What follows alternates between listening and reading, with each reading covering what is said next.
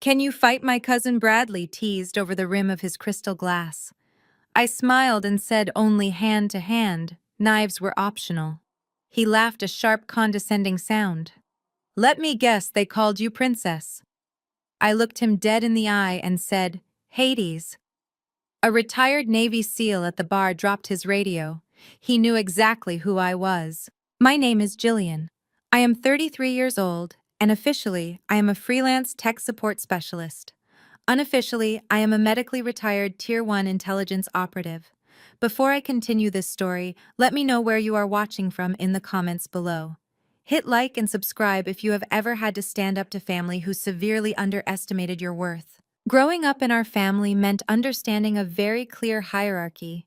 Wealth was the only metric that mattered. My parents, Linda and Richard, worshipped at the altar of financial success. They spent their lives trying to climb the social ladder, always looking for the next rung. When my cousin Bradley made his first million running a hedge fund, he became the undisputed golden child. He could do no wrong. I took a different path. I left home at 18 and spent 8 years studying abroad as far as my family was concerned. In reality, I was deployed in deep cover intelligence operations completely cut off from the people who viewed my absence as a personal failure.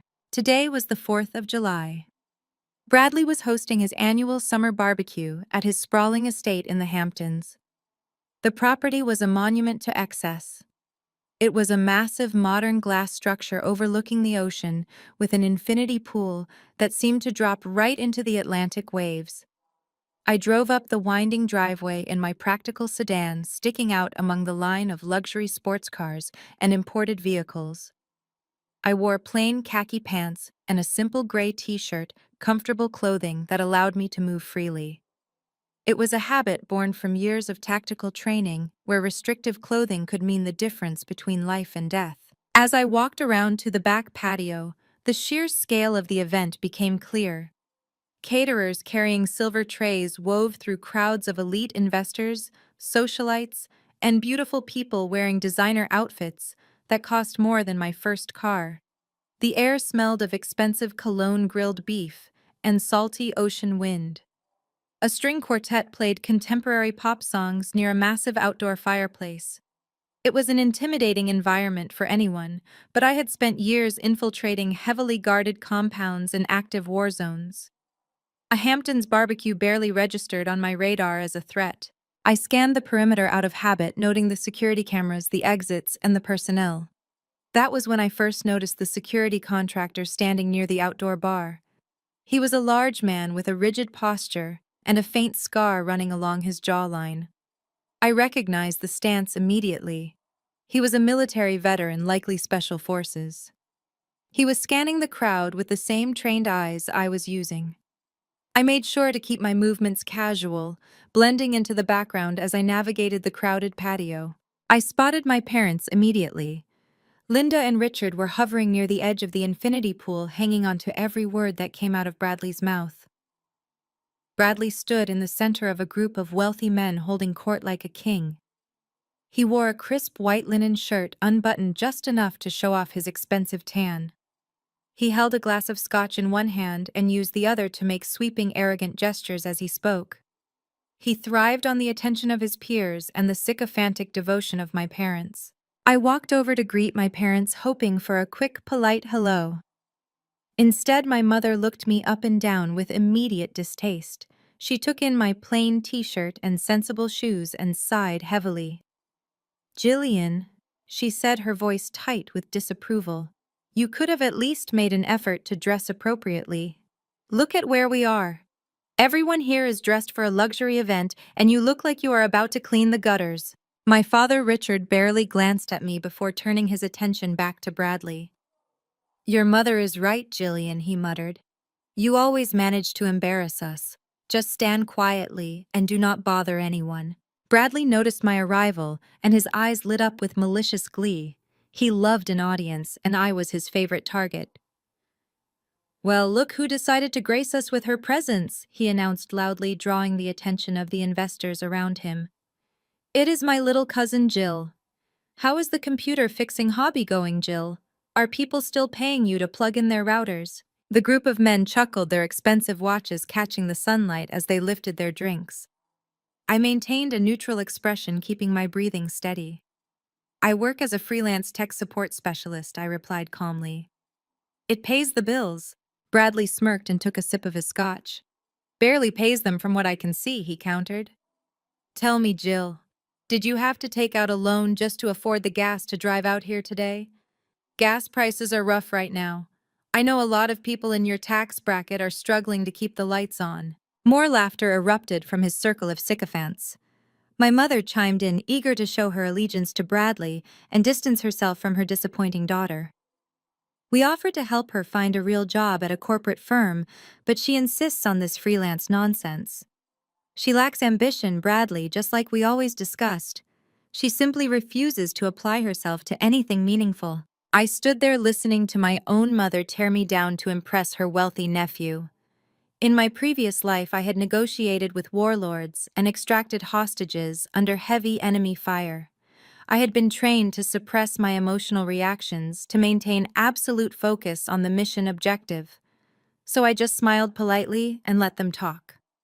They had no idea that the woman standing before them possessed the skills to dismantle their entire security system in under 10 minutes. They saw a quiet, unassuming woman who fixed computers. They did not see the operative who had survived interrogations that would have broken any man standing in this circle. Bradley was emboldened by my silence. He loved feeling superior, and my lack of reaction only made him push harder. He started telling his friends exaggerated stories about my childhood, painting me as a clueless failure who could never get anything right. He laughed about the time I fell off a bicycle. He mocked my lack of a wealthy husband. He bragged about his own investments, throwing around financial terms to sound important. I recognized some of the terminology he used. It sounded reckless, highly leveraged, and completely unstable. His confidence was a thin veneer hiding a massive ego. But I kept my mouth shut, letting him dig his own grave with his arrogance. The afternoon sun beat down on the patio, and the drinks continued to flow. The security contractor by the bar shifted his position slightly, keeping a watchful eye on the increasingly rowdy guests. I felt his gaze linger on me for a fraction of a second. He was observing my stillness, my lack of fidgeting. He knew I did not fit the profile of a typical guest, but he could not place exactly why. Just then, a drunken guest stumbled backward from the bar area. The man was holding a full glass of red wine, and he was on a direct collision course with me. He was loud and completely lacking any spatial awareness. Before the wine could spill, I stepped smoothly to the side, catching the man by the elbow and shifting his momentum so he regained his balance without spilling a drop. I stabilized him with a firm grip and released him before he even realized he had been falling. It was a minor adjustment executed with fluid precision and complete silence. Bradley watched the interaction from his spot by the pool and smirked. He completely misread the situation, assuming I had merely dodged out of the way in fear. Careful, he joked loudly to the crowd, gesturing at me with his scotch glass. Do not scare her. She might faint. She has always been delicate. He walked a few steps closer to me, his eyes filled with condescension. He wanted to assert his dominance in front of his wealthy peers, to prove that he was the alpha in every room. Tell me the truth, he said, a nasty smile playing on his lips. Can you even fight, Jill? Have you ever actually stood up for yourself in your entire life? I looked at my cousin. I looked at the smug expressions on my parents' faces as they waited for me to shrink away in embarrassment. I looked at the crowd of investors laughing at my expense. Then I smiled, a cold, calculated smile that did not reach my eyes. Only hand to hand, I said, my voice dropping to a calm, deadly pitch that cut clearly through the background noise of the party. Knives were optional. The investors chuckled, thinking I was making a weak attempt at humor. Bradley laughed a sharp, condescending sound. He shook his head, finding the idea of me in combat completely hilarious. He took another sip of his expensive scotch. Let me guess, he teased, lifting his glass toward me in a mocking toast. They called you princess. I did not break eye contact. I let the silence stretch for a long, terrible moment, ensuring that everyone nearby was listening. I looked him dead in the eye and said, Hades. Over at the outdoor bar, the scarred retired Navy SEAL working as private security dropped his radio. The heavy plastic clattered loudly against the stone patio, drawing startled glances from the caterers. His face went completely pale, and the ice in his glass rattled as his hand began to shake. He did not laugh. He did not smirk. He just stared at me with wide, terrified eyes. He knew exactly who I was. The clatter of the radio against the stone patio was sharp enough to cut through the ambient noise of the party. Several heads turned toward the bar, but I kept my gaze locked on Bradley. He was too absorbed in his own amusement to notice the security contractor's reaction. He just shook his head, a condescending smirk plastered across his face. "You always did have an active imagination, Jill." He took another sip of his scotch. "Hand-to-hand combat. Knives. What are you playing too many video games in your mother's basement?" I didn't answer.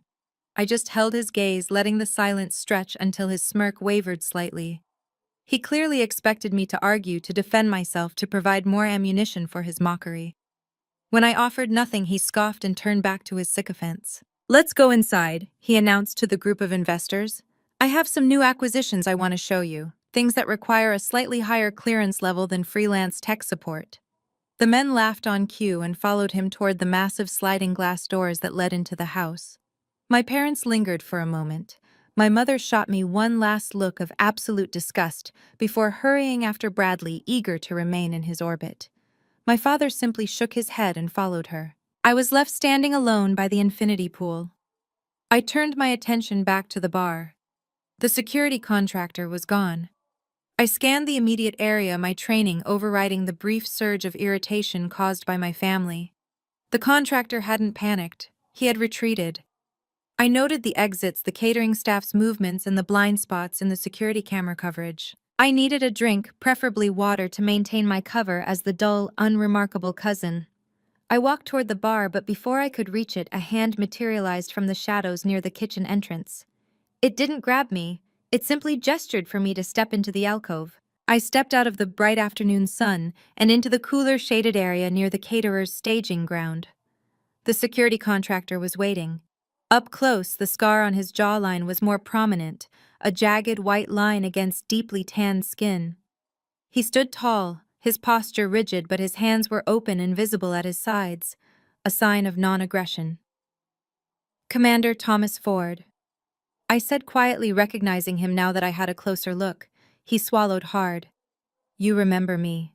"I remember everyone I extract, Commander." I kept my voice low, blending with the clatter of plates from the nearby kitchen. "Syria, 5 years ago. Your team was pinned down in a warehouse outside Raqqa. It was supposed to be a simple recon mission," Ford said, his voice barely a rasp. "Intel was bad. We were completely surrounded. We were preparing for a last stand. And then the lights went out," I finished for him. "You took down their entire communications network and local grid in under 3 minutes," Ford said, staring at me as if I were an apparition. "Then you guided us out through their own tunnels. We never even saw you. We only heard your voice on the comms. They told us your call sign was Hades. We thought you were a myth, a ghost story the brass made up to keep morale high." "I'm very real, Commander." I smiled slightly. "And right now I'm just Jillian, the freelance tech support specialist. I'd appreciate it if we kept it that way." Ford nodded slowly, processing the information. "What are you doing here?" he asked, glancing nervously toward the main house where Bradley had disappeared with his guests. "This isn't your scene." "Family obligation?" I replied dryly. "Bradley is my cousin. My parents are rather insistent that I attend these gatherings to marvel at his success." Ford looked genuinely confused. "Your cousin. Bradley is your cousin." "Unfortunately, ma'am." He hesitated, looking around to ensure no one was within earshot. "You need to leave, right now." I raised an eyebrow. "Why is that? Bradley's charming personality getting to be too much?" Ford shook his head. "No, it's not him. It's his guests. I was hired for perimeter security and crowd control. Basic stuff. But I recognized some of the faces he brought in today." "Who are we talking about?" "Victor Thorne, for one," Ford said, his voice dropping to a whisper. "He arrived about 20 minutes before you did. He's in the private cabana near the East Wing. My blood ran cold. Victor Thorne wasn't just a wealthy investor. He was a known entity in the intelligence community, a facilitator, a man who moved massive amounts of illicit funds for organizations you didn't want to owe money to. We had tracked his operations across 3 continents, but he always managed to stay one step ahead of the indictments. "Are you absolutely certain it's Thorne?" I asked, my demeanor instantly shifting from cautious relative to active operative. "Positive." Ford nodded. "I ran security details for a defense contractor in Dubai 3 years ago. Thorne was a person of interest. I know his face. And I know the 2 men flanking him aren't just bodyguards, they're heavily armed professionals." I looked toward the main house. Why is a man like Victor Thorne attending a 4th of July barbecue thrown by a mid-level hedge fund manager? "That's the problem," Ford said. "Bradley isn't mid-level anymore. He's been expanding rapidly over the last 6 months, buying up properties, launching new funds. He's trying to play in the big leagues, and Thorne is his ticket in, or his executioner if things go south." "And you think things are going south?" "I think Thorne doesn't attend social gatherings unless he's closing a major deal or collecting a massive debt," Ford said grimly. "And given the amount of security he brought with him, I don't think he's here for the potato salad." I processed this new information. Bradley's arrogance was legendary, but he was always more concerned with appearances than actual substance. If he was involved with someone like Thorne, he was playing a dangerous game, a game that could easily collapse and bring everyone around him down with it, including my parents. "Are there other federal targets here?" I asked. "A few known associates of Thorne's network, money launderers, shell company directors." Ford listed them off. "It's a regular convention of white-collar criminals." I looked back at Ford. "Why are you telling me this? You're on Bradley's payroll." "Because you saved my life and the lives of my men in Syria," Ford said simply. "I owe you a debt I can never repay. And because I know that if Hades is at a party full of federal targets, things are about to get very complicated. I'm telling you to leave so you don't get caught in the crossfire." "I appreciate the warning, Commander," I said, "but I'm afraid leaving isn't an option. Not yet." Ford looked alarmed. "Ma'am, whatever operation you're running, this isn't the place. Thorne's men are heavily armed and they have orders to shoot if they feel threatened." "I'm not running an operation, Ford. I'm attending a family barbecue." I smiled again, a cold, humorless expression. "But I think it's time I had a closer look at my cousin's new acquisitions." I stepped out of the alcove and back into the bright sunlight of the patio.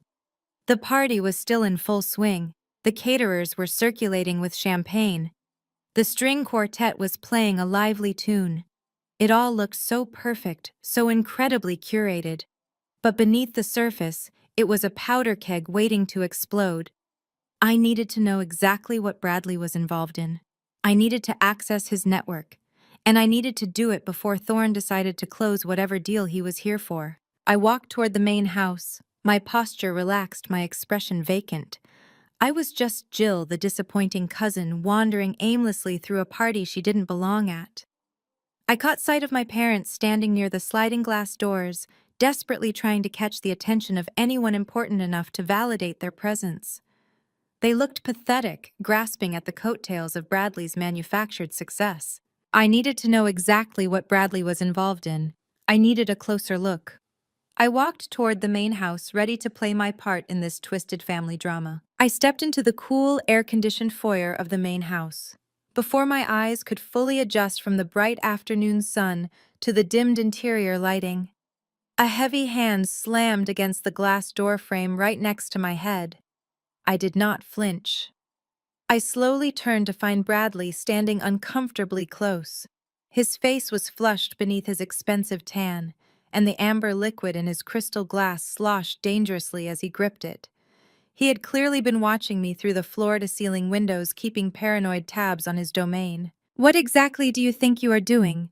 Bradley hissed, leaning in, so I could smell the harsh bite of expensive scotch on his breath. "I saw you out there creeping around the catering tents, and then I saw you cornering my security detail. Are you trying to embarrass me on purpose?" I maintained a perfectly neutral expression, tapping into years of training that allowed me to drop my heart rate on command. I was getting a glass of water, Bradley. The contractor simply pointed me in the right direction. Do not lie to me. He snapped, his voice rising sharply enough to draw the immediate attention of a few wealthy guests lingering near the indoor bar. I pay these people a lot of money to protect my assets and my guests. They are elite professionals. They do not have time to entertain my awkward, socially inept cousin who wants to play 20 questions. Stop bothering the hired help. He practically spat the words hired help, completely oblivious to the fact that the man he was insulting was a decorated war hero who could neutralize every threat in this room before Bradley's glass hit the floor. I wasn't bothering anyone, I replied, keeping my tone deadpan and even. We exchanged 2 sentences. If your massive security apparatus is somehow compromised by a brief conversation about hydration, you should probably ask for a refund. Bradley's eyes narrowed into dark, resentful slits. He hated when I didn't cower. He hated when I didn't give him the tearful, defensive reaction he craved to validate his own superiority. He took a step back and raised his voice even further, ensuring that the investors mingling nearby could hear every single word of his impending lecture. You just cannot help yourself, can you, Jill? Bradley announced, projecting his voice across the luxurious room. You come to my house, eat my food, drink my wine, and then you skulk around the edges of the party harassing the staff because you are too intimidated to talk to actual successful people. It is pathetic. The sudden volume of his voice acted like a beacon. Within seconds, the crowd parted and my parents hurried over. Linda and Richard pushed their way to the front, their faces masks of sheer panic and embarrassment. They had spent the entire afternoon carefully curating their image as the beloved aunt and uncle of the Hamptons' newest financial titan. The absolute last thing they wanted was a public scene, especially one involving their deeply disappointing daughter. Bradley, sweetheart. What is going on? My mother asked. Her voice was dripping with a sugary, fawning sweetness she never ever used when speaking to me. She placed a gentle, placating hand on his arm, completely ignoring the fact that he was towering over me aggressively. Your daughter is harassing my security team, Bradley complained, playing the victim with practiced, nauseating ease. I am hosting a very important event here, Aunt Linda. I have highly sensitive investors out there. I cannot have Jill wandering around annoying the guards and making my guests uncomfortable with her bizarre behavior. My father Richard turned to me. The bright, admiring smile he had just offered Bradley instantly vanished, replaced by a scowl of deep, familiar resentment. Jillian, what is wrong with you? My father demanded, his voice a harsh, grating whisper meant to convey absolute authority. We asked you to do one simple thing today. Just stand quietly and be pleasant. Why do you constantly try to ruin things for everyone else? I was getting a drink of water, I stated again, perfectly calm, holding my ground. Bradley is the one raising his voice and causing a scene in front of your friends. Do not talk back to your father, my mother snapped. She stepped forward so she was shoulder to shoulder with Bradley. It was a physical manifestation of their absolute allegiance. They stood united, a solid wall of toxic enablers protecting their golden child from the reality of his own unhinged behavior, completely ready to throw me to the wolves to keep him happy. You are doing it again, Linda continued, her eyes flashing with a cold, performative anger. You are deliberately trying to ruin a beautiful family event because you cannot stand to see someone else shine. You have always done this. Whenever Bradley achieves something wonderful, you have to create a crisis to pull focus. You are just jealous of his massive success. I stared at her, absorbing the sheer absurdity of the accusation. Jealous. Yes, jealous, she repeated loudly, emboldened by the small audience of elites gathering around us to watch the drama unfold. You look at everything he has built, and it eats you alive. Look around you, Jillian. Look at this magnificent estate. Look at these highly successful people. Bradley is managing millions of dollars. He is building a legacy, and you cannot handle the fact that you are falling so far behind. I looked at my mother, then at Bradley, who was smirking triumphantly behind her. I thought about the intercepted financial data currently resting safely on the encrypted drive of my phone in my pocket. I thought about the massive gaping holes in Bradley's fake empire, the plummeting accounts, the desperate money laundering, and the terrifying fact that he had secretly leveraged my parents' entire retirement fund to keep his sinking ship afloat. My mother was standing here viciously defending a man who had already stolen her entire future while aggressively attacking the daughter who was actively trying to figure out how to stop the bleeding. It was a stunning display of delusion, and I felt a cold, hard knot of resolve tighten in my chest. I had spent my entire life biting my tongue to keep the peace in this family. I was entirely done keeping the peace. I assure you, I said, my voice dropping to a low, steady register that carried effortlessly over the quiet room. I am not jealous of Bradley's financial situation, not in the slightest. Bradley scoffed, throwing his head back in exaggerated disbelief. Listen to her. Listen to that tone. She thinks she is better than us. She has always been like this. My father agreed, shaking his head as if I were a tragic lost cause. Always acting so superior, always looking down her nose at real hard work. You fix computer glitches for a living, Jillian. You live in a tiny apartment. Bradley is a visionary. You have absolutely no right to speak to him with that kind of attitude in his own home. She is just bitter, my mother added, feeding off my father's defensive energy. She is bitter because she knows she wasted her potential. We gave her every opportunity to succeed, Bradley. We tried to instill our values in her, but she wanted to do things her own way. And now she is struggling and she wants to bring you down to her level out of pure spite. They were rewriting history right in front of me. They had never given me every opportunity. They had cut me off the moment I refused to fit their perfect corporate mold. They had no idea what I had sacrificed, what I had survived, or what I was truly capable of. To them, I was just a prop that had failed to perform correctly. Lower your voice, Jillian, my mother demanded, despite the fact that I was the only person in the conversation speaking at a normal measured volume. You are making an absolute fool of yourself. Bradley graciously allowed you onto his property today. He generously invited you into his home to share his success and meet important people. The absolute least you can do is show him some basic respect. Respect is earned, I replied, refusing to break eye contact with her. It is not bought with infinity pools, loud parties, and stolen money. Bradley's face went rigid with fury at the comment. The veins in his neck visibly bulged against his crisp linen collar. You ungrateful little nobody. I only invited you because your parents begged me to include you out of pity. My father nodded vigorously, aligning himself completely with my abuser. We did. We practically pleaded with him to let you come, hoping you might finally see what real success looks like and feel inspired to do something with your life. Clearly, that was a massive mistake. You simply cannot stand to be in the presence of someone who outshines you. The united front was impenetrable, a solid wall of delusion and hostility pressing down on me with the weight of 33 years of familial rejection. They had drawn their battle lines, standing firmly on the side of a glittering fraud, setting the stage for a reckoning that would shatter their entire reality. My mother took another step forward, her face contorted into a mask of pure indignation.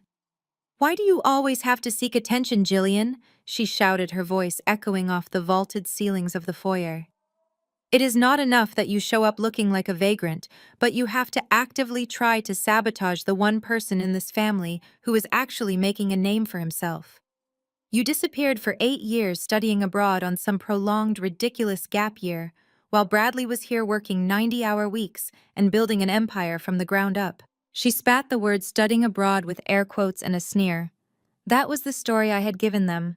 The cover identity crafted by my handlers when I was recruited right out of college. My family genuinely believed I had spent my 20s wandering aimlessly through Europe, taking useless art history classes, and finding myself in cheap hostels because I was too lazy to handle a real corporate job. They thought I was a flake, a drifter, a monumental failure who could not commit to a career path. They did not know about the freezing safe houses in Eastern Europe. They did not know about the 18-hour surveillance shifts tracking human trafficking rings through the darkest corners of the dark web. They had no concept of the interrogations, the extraction operations, or the night I took a grazing bullet to my left shoulder while securing a high-value asset in Damascus. Underneath my plain khaki pants and simple gray shirt, my body was a map of scars earned in silent service to my country. While Bradley was attending cocktail hours and learning how to leverage imaginary money, I was learning how to neutralize armed combatants with improvised weapons. I had been completely cut off from them during those years, unable to call or explain, leaving them to construct their own narrative of my inadequacy. And they had embraced that narrative with terrifying enthusiasm, using my absence as the ultimate proof that I was a failure. "Learn your place," my mother demanded, pointing a trembling manicured finger at my chest. "Your cousin is a titan in this industry. He is hosting billionaires, and you are nothing but a disappointment who cannot even hold down a normal 9 to 5. Bradley crossed his arms over his chest, basking in the glow of my mother's aggressive defense. He looked exactly like a petulant child hiding behind his parents' legs, but he wore the expression of a conquering king. "Aunt Linda is right, Jill," he said, his voice dripping with faux pity. "I tried to include you, I really did. But you are a walking liability. You do not understand how this world works. You do not understand the kind of pressure I am under or the caliber of people I deal with." He gestured grandly toward the floor-to-ceiling windows, pointing toward the pristine, manicured lawns of the estate. The timing was impeccable. A sleek black luxury sedan had just pulled up to the private valet entrance, and a tall, imposing man in a tailored charcoal suit stepped out, flanked by two massive men with unmistakable tactical posture. It was Victor Thorne, the target. "That man right there," Bradley announced, his voice dropping to a reverent, almost breathless tone. "That is Victor Thorne. He is one of the most powerful private equity investors on the planet. He does not just write checks, Jill. He makes kings. He is my most important investor, and tonight he is officially bringing my fund into the stratosphere. He is my ticket to the Billionaires Club." My father Richard practically vibrated with nervous energy at the mention of Thorne. He turned to me, his face tight with panic and aggressive desperation. He saw my presence not just as an embarrassment, but as a direct threat to the proximity to wealth he so desperately craved. "Do you hear that, Jillian?" my father hissed, stepping directly into my personal space. He lowered his voice, but the venom in his tone was unmistakable. "This is the most important day of Bradley's life. We are talking about generational wealth. We are talking about securing this family's legacy forever. And I will be damned if I let your toxic energy ruin this. I will not let your petty jealousy ruin the vibe for Mr. Thorne." He pointed a stiff finger toward the floor. "You are going to apologize to Bradley, right now. You are going to look him in the eye and apologize for your disruptive behavior. Then you are going to go sit quietly in the back corner of the patio until the caterers start packing up. You will not speak to anyone. You will not touch the expensive liquor. You will stay out of sight." The sheer audacity of the demand hung in the air. My father was looking at me the way one might look at a disobedient dog, expecting me to roll over and expose my belly. He expected me to grovel to a fraud. He expected me to apologize to a man who was actively laundering money for an international criminal syndicate and using his own aunt and uncle as financial meat shields. I looked at my father, taking in his red face and his bulging eyes. I saw a man who had completely surrendered his dignity for the illusion of wealth. I saw a man who would gladly sacrifice his own daughter on the altar of his nephew's ego. "No," I said. The word was quiet, but it carried absolute finality. It was not a negotiation. It was a closed door. My father blinked, his mind struggling to process the refusal. "What did you just say?" "I said no," I repeated, keeping my voice completely level. "I am not apologizing to Bradley. I am not going to go sit in a corner, and I am certainly not going to pretend that any of this is normal or acceptable. I have absolutely nothing to be sorry for." My mother gasped, pressing a hand to her chest as if she had been physically struck. "Richard, do you hear her? Do you hear the disrespect? After everything we have done." "What have you done exactly?" I asked, turning my icy gaze to her. "You cut me off when I refused to become a corporate drone. You spent the last decade telling your country club friends I was a lost cause. You have funded this man's ego trip while treating me like dirt on your shoe. So please tell me what exactly I owe you an apology for." You owe us for the embarrassment you bring to this family every single day. My father roared, losing his composure entirely. You owe Bradley an apology for disrespecting him in his own house. You owe us for standing here and acting like you are somehow better than the people who actually built something with their lives. Bradley stepped forward, sensing that his audience of investors was beginning to murmur among themselves. The spectacle was no longer serving his image. It was making his family look unhinged. Uncle Richard let it go, Bradley said, attempting to sound magnanimous. She is clearly having one of her episodes. She is mentally unstable. We always knew she could not handle social situations. Just let security escort her out before Mr. Thorne sees this mess. He is right, my mother agreed quickly, eager to please Bradley. She is ruining the vibe. Get her out of here, Richard, before she does permanent damage to Bradley's reputation. My father reached out and clamped his hand around my upper arm. His grip was bruisingly tight, meant to intimidate and control. You are leaving, Jillian, he growled, attempting to pull me toward the front doors. You are leaving right now, and you are never coming back. You are dead to us until you learn how to behave. I looked down at his hand gripping my arm. In my world, a hostile grab was an initiation of combat. My muscles twitched, anticipating the strike, calculating the exact angle needed to break his grip and drop him to the floor. It would take less than a second. I could snap his wrist, lock his elbow, and have him completely immobilized before he could even register the pain. But I held back. I let out a slow, controlled breath, forcing my heart rate to remain steady. I was not going to break my father's arm in the foyer of a Hamptons estate. I was going to do something much more devastating. I was going to dismantle the entire foundation of their reality. Let go of me, I said, my voice dropping to a terrifying, absolute calm. My father hesitated, his grip loosening slightly at the sheer lack of emotion in my tone. He was used to people reacting with fear or anger. He was not used to absolute cold competence. I smoothly twisted my arm, breaking his grip with a simple rotational maneuver that left him stumbling slightly off balance. I did not raise my voice. I did not make a scene. I simply reclaimed my physical space. I am not leaving, I stated firmly, adjusting my plain gray shirt. And I am not apologizing. In fact, I think I am going to go introduce myself to Mr. Thorne. I have a feeling he and I will have a lot to talk about.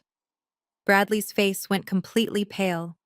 The smug arrogance vanished instantly, replaced by genuine primal panic.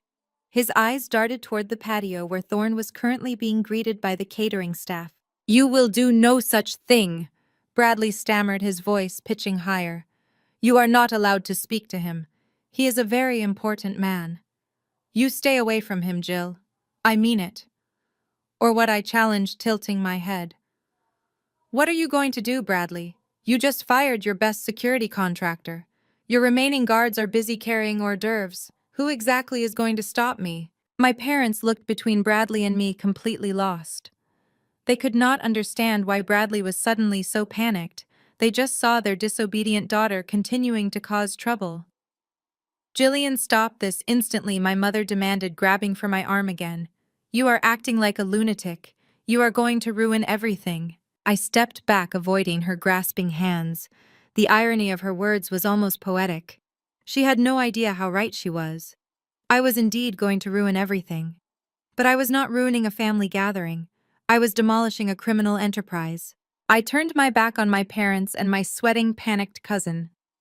Without another word, I began walking purposefully toward the sliding glass doors, toward the sunlit patio, and toward the most dangerous man in the Hamptons. The real conflict was just beginning. I had only taken 3 steps toward the sliding glass doors when the sheer panic finally shattered Bradley's carefully manicured facade. He realized in that split second that I was not bluffing. I was actively walking toward the most dangerous man he had ever done business with, and he had absolutely zero leverage to stop me. Security. Bradley shrieked, his voice cracking in a way that completely obliterated his alpha male persona. Security, get in here right now.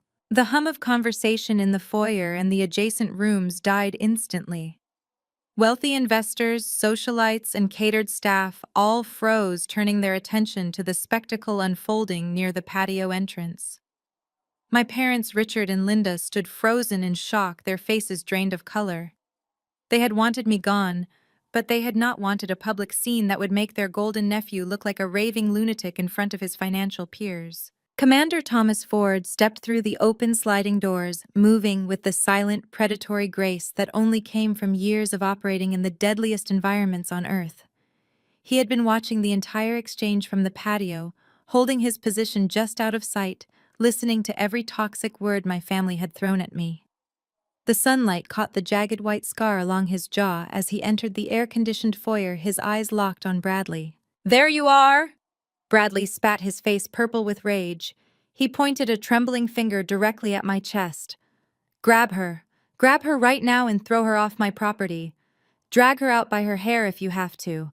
I want her gone before she ruins everything." Ford did not move immediately. He stood there, his rugged face an unreadable mask, his hands resting loosely at his sides. Bradley, furious at the microsecond of hesitation, actually snapped his fingers at the retired Navy SEAL.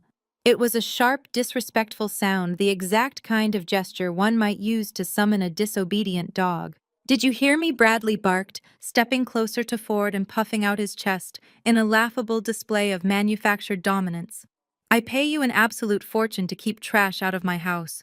Do your job and get this woman off my estate." My mother, ever desperate to appease Bradley and maintain her proximity to his wealth, nodded frantically. "Yes, please, officer," she pleaded, using the wrong title entirely, her voice trembling with manufactured distress. "She is trespassing. She is causing a massive disturbance and upsetting the host. Please just physically remove her so we can get back to our celebration. We do not want her here." I watched Ford's jaw clench. In the civilian world, men like Bradley thought their money made them untouchable. They thought they could buy absolute compliance, buy unwavering loyalty, and buy the right to treat lethal professionals like disposable servants. But Ford was not a rent-a-cop hired to stroke a hedge fund manager's ego. He was a Tier 1 operator who had buried brothers in the sand and survived horrors these wealthy socialites could not even fathom. Ford took one slow, deliberate step forward. He did not reach for his radio. He did not reach for the restraints on his tactical belt. He simply crossed his massive arms over his chest, looked Bradley up and down with an expression of absolute, unadulterated contempt, and took a deep, steadying breath. When he spoke, his voice was a booming, authoritative baritone that echoed off the expensive marble floors and commanded the absolute attention of every single person in the room. "I do not take orders to lay hands on a superior officer." The shockwave that hit the room was physical. The silence that followed was absolute, heavy and suffocating, as if the air had been violently sucked out of the foyer. The wealthy guests exchanged bewildered, panicked glances. My parents stared at Ford with their mouths hanging open, completely incapable of processing the words that had just left his mouth. What Bradley stammered, the words slipping out as a weak, confused breath. He lost his aggressive posture, instantly taking a half-step backward. He looked from Ford to me, then back to Ford, his brain misfiring as it tried to comprehend the insubordination. "What are you talking about?" "Superior officer. She fixes computers. She is a freelance nobody who lives in a cheap apartment." "Are you out of your mind?" "I know exactly who she is," Ford replied, his voice dropping to a low, dangerous rumble that made the hair on the back of my neck stand up. "And I know exactly what she is capable of. I would sooner cut off my own arm than raise a hand against her." My father stepped forward, his face a mask of utter bewilderment. He reached out as if to physically wave away the contractor's words. "There must be some massive mistake here," Richard said, his voice shaking with nervous energy. "You must have her confused with someone else. Jillian is just my daughter. She dropped out of the corporate world years ago. She has absolutely no authority over anyone here. She is nobody." "She has authority over me," Ford stated flatly, not even bothering to look at my father.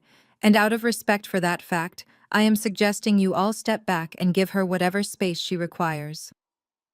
The humiliation of being openly defied in front of his elite peers finally snapped the last remaining thread of Bradley's sanity.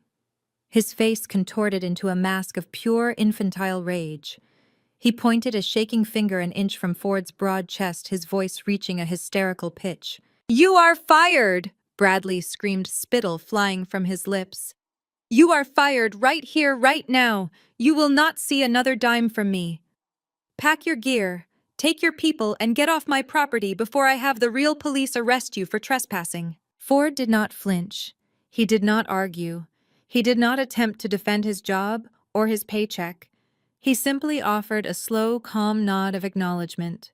He reached up to his ear, pulled out the sleek, customized earpiece that connected him to Bradley's expensive security network, and let it drop from his fingers. The small piece of plastic hit the marble floor with a sharp crack and shattered beneath Ford's heavy combat boot as he took a deliberate step forward. He did not walk toward the exit. He did not head for the driveway to pack his gear. Instead, Commander Ford took 2 long strides across the foyer and came to a stop directly beside me. He turned his broad shoulders to face Bradley, my parents, and the crowd of stunned investors forming a physical, impenetrable wall between me and the hostile room. He stood at ease, his hands resting lightly near his belt, transforming instantly from Bradley's hired help into my personal protective detail. I am no longer on your payroll, Ford said to Bradley, his voice echoing in the dead silent room.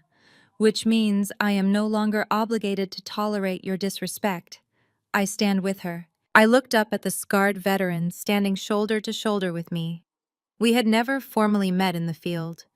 I had only been a distorted voice in his earpiece guiding his battered extraction team through a labyrinth of enemy fire half a world away. But the bond forged in that terrifying darkness was stronger than any paycheck Bradley could ever offer. It was a bond built on blood, absolute trust, and survival. Bradley looked at the two of us, his chest heaving as he gasped for air. He was completely disarmed. He had tried to use his wealth to physically intimidate me, and instead he had just handed me the most dangerous man on his payroll. The golden child was entirely out of his depth, flailing in a situation his money could not fix, staring at a dynamic he could not buy his way out of. My mother let out a small, terrified whimper, shrinking back behind my father. They looked at me as if I had suddenly grown a second head. The daughter they had spent the last hour berating the woman they had labeled a pathetic, jealous failure was now standing side by side with a lethal professional who treated her with absolute, unwavering reverence. Their carefully constructed narrative was crumbling to dust right in front of their eyes, and they had absolutely no idea how to stop it. I did not gloat. I did not offer my parents or my cousin any further explanations. I simply adjusted the collar of my shirt, offered Ford a brief, respectful nod of acknowledgement for his loyalty, and turned my attention back to the patio doors. The delay had cost me a few precious minutes, and Victor Thorne was still out there waiting in his private cabana, oblivious to the fact that his host was currently having a public meltdown. "Shall we, Commander?" I asked quietly, keeping my eyes fixed on the target outside in the brilliant summer sun. "Lead the way," Ma'am Ford replied smoothly, falling into step half a pace behind my right shoulder, ready to walk straight into the fire. The transition from the air-conditioned foyer to the stifling humidity of the Hamptons afternoon felt instantaneous. I walked with absolute purpose, the soles of my practical shoes silent against the imported travertine tiles of the patio. Commander Ford flanked me, his presence a heavy and comforting gravity. The party was still buzzing around us, a symphony of clinking champagne flutes and artificial laughter, the guests completely oblivious to the tectonic shift that had just occurred inside the house. My eyes bypassed the socialites and the junior analysts entirely. My focus was locked on the private cabana, situated at the far end of the infinity pool. There he sat, Victor Thorne. He was holding a crystal glass of sparkling water, smiling politely at an overly eager junior partner who was desperately trying to pitch a business venture. To the untrained eye, Thorne looked like any other silver-haired billionaire gracing the covers of financial magazines. He wore a bespoke charcoal suit that breathed luxury, and his posture exuded the relaxed confidence of a man who owned the world. But I did not have an untrained eye. I had the eyes of an intelligence operative who had spent years tracking the digital footprints of his blood-soaked money. I knew the real Victor Thorne. He was a phantom in the global intelligence community, a financial architect for the worst elements humanity had to offer. He did not invest in sustainable energy or commercial real estate. He washed money for cartels, illegal syndicates, and hostile regimes. I had personally traced his shell companies through Cyprus, the Cayman Islands, and Macau. He was the man who turned illicit funds into clean, untraceable assets. The fact that he was sitting casually at my cousin's 4th of July barbecue was not a coincidence. It was a glaring, terrifying red flag. The realization hit me with the force of a physical blow. Bradley was not a financial prodigy. He was not a market genius who had outsmarted Wall Street. He was a useful idiot. Thorne never associated with mid-level fund managers unless he needed a clean, naive front to cycle illicit funds through legitimate American markets. Bradley, with his insatiable ego and desperate need to project wealth, was the perfect patsy. Thorne was using Bradley's flashy new acquisitions and aggressive funds as a giant washing machine. My parents had followed us out of the house, utterly unable to let the confrontation go. They scurried behind us like angry, frantic shadows. "Jillian, stop this erratic behavior right now," my mother hissed. Her voice was a desperate, hushed whisper meant to avoid drawing attention from the other wealthy guests. "You are humiliating us. That man was hired security, and you are acting like he is your personal bodyguard. Turn around, march back into that house, and beg your cousin for forgiveness before he calls the police." I did not even break my stride. Ford subtly shifted his broad shoulders, expanding his physical footprint to block my father from grabbing my arm again. Richard let out an indignant sputter completely out of his depth. "You cannot just ignore us, Jillian," my father demanded, his face flushing crimson with outrage. "We are your parents. We demand respect. This little stunt of yours is going to cost Bradley his biggest investor." I tuned out their frantic gaslighting. They were obsolete variables in an equation that had just turned deadly. I reached into my pocket and retrieved my heavily encrypted phone. It was a modified device stripped of commercial bloatware and loaded with proprietary decryption tools I had helped design during my active deployments. I needed hard evidence. I needed to see exactly what Bradley was showing Thorne to secure this unholy alliance. I kept my pace slow, mimicking the casual stroll of a party guest admiring the ocean view. My thumbs moved with blinding speed across the screen. I pinged the estate's local network. Bradley, in his desperate need to show off his wealth, had wired his entire property into a centralized smart system. The climate control, the outdoor audio, the security cameras, and his private office servers were all sitting on the same wireless architecture. It was an appalling display of amateur cybersecurity. He had likely paid a premium for the installation, but had entirely neglected basic network segregation. I bypassed the guest network instantly. The main administrative firewall was slightly more robust, utilizing a standard commercial-grade encryption protocol. But standard commercial protocols were child's play compared to the hardened military mainframes I was accustomed to cracking. While my mother continued to berate my life choices just 3 feet behind me, complaining about my lack of ambition and my stubborn refusal to wear designer labels, I ran a brute force algorithm masked behind a series of proxy servers. The firewall crumbled in less than 2 minutes. I was in. I had complete, unfettered root access to Bradley's entire digital life. I navigated past the folders containing his mundane personal emails and superficial social calendars, diving straight into the active financial directories. I searched for live data streams, knowing that Thorne's presence meant a demonstration was currently underway. Bradley would be eager to prove his network's capability to process massive volumes of capital. I found it. A hidden encrypted partition was actively transmitting data to an offshore server. I ran a quick decryption sequence, forcing the raw data to render into readable text on my screen. The numbers began cascading down my display, updating in real time. My breath caught in my throat. I was looking at a live ledger of incoming deposits and outgoing wire transfers. The sums were staggering. Millions of dollars were hitting Bradley's accounts from dozens of untraceable shell corporations. But the money did not stay there. It was instantly being fragmented, chopped into thousands of smaller, seemingly innocuous transactions, and routed through a labyrinth of dummy investments before pooling back together in sanitized offshore accounts. It was a classic high-speed tumbling operation. Bradley was actively washing Thorne's dirty money right under the noses of the legitimate investors mingling on his patio. "Jillian, are you even listening to me?" My mother demanded, her voice sharp with toxic entitlement. "Put that phone away. You are being completely antisocial. This is exactly why you have failed at everything you have ever attempted. You lack basic interpersonal skills, and you refuse to act like a normal person." I stared at the cascading numbers on my screen, absorbing the sheer magnitude of the crime unfolding before me. My mother was berating me for lacking interpersonal skills while standing 20 yards away from a man who funded international crime syndicates. The absurdity was almost suffocating. My family was living in a manufactured delusion of status and prestige, completely blind to the fact that they were standing on a trapdoor. I cross-referenced the destination routing numbers against a classified database I still maintained access to.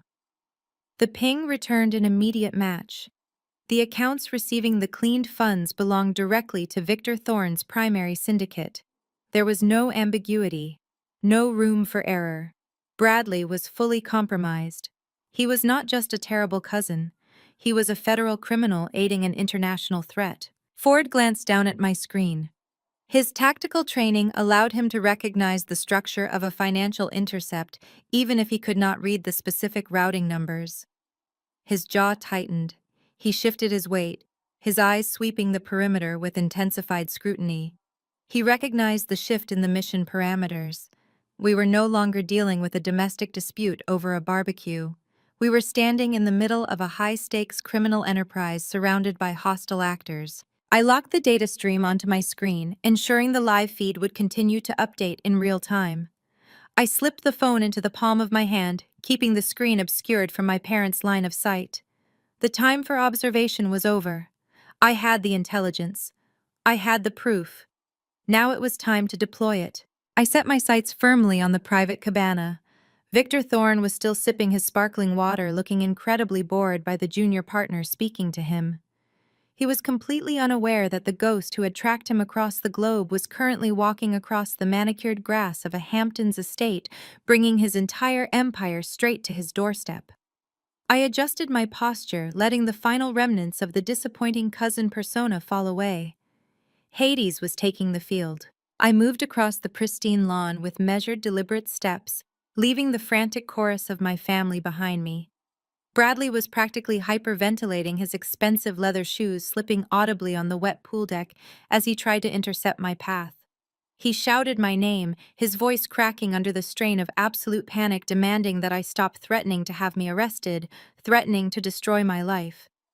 My mother echoed his desperation, her shrill tone cutting through the mellow music of the string quartet playing in the background. She ordered me not to embarrass them in front of the billionaire, screaming that my behavior was the exact reason I was a miserable failure. I did not acknowledge them. They were background noise, irrelevant static, in a highly volatile operational environment. Commander Ford walked in perfect synchronization with me, his massive frame acting as an impenetrable shield against my father's clumsy, desperate attempts to grab my shoulder and pull me backward. The VIP cabana was situated at the far edge of the infinity pool, strategically positioned to offer a commanding view of the ocean, while remaining deliberately isolated from the main party.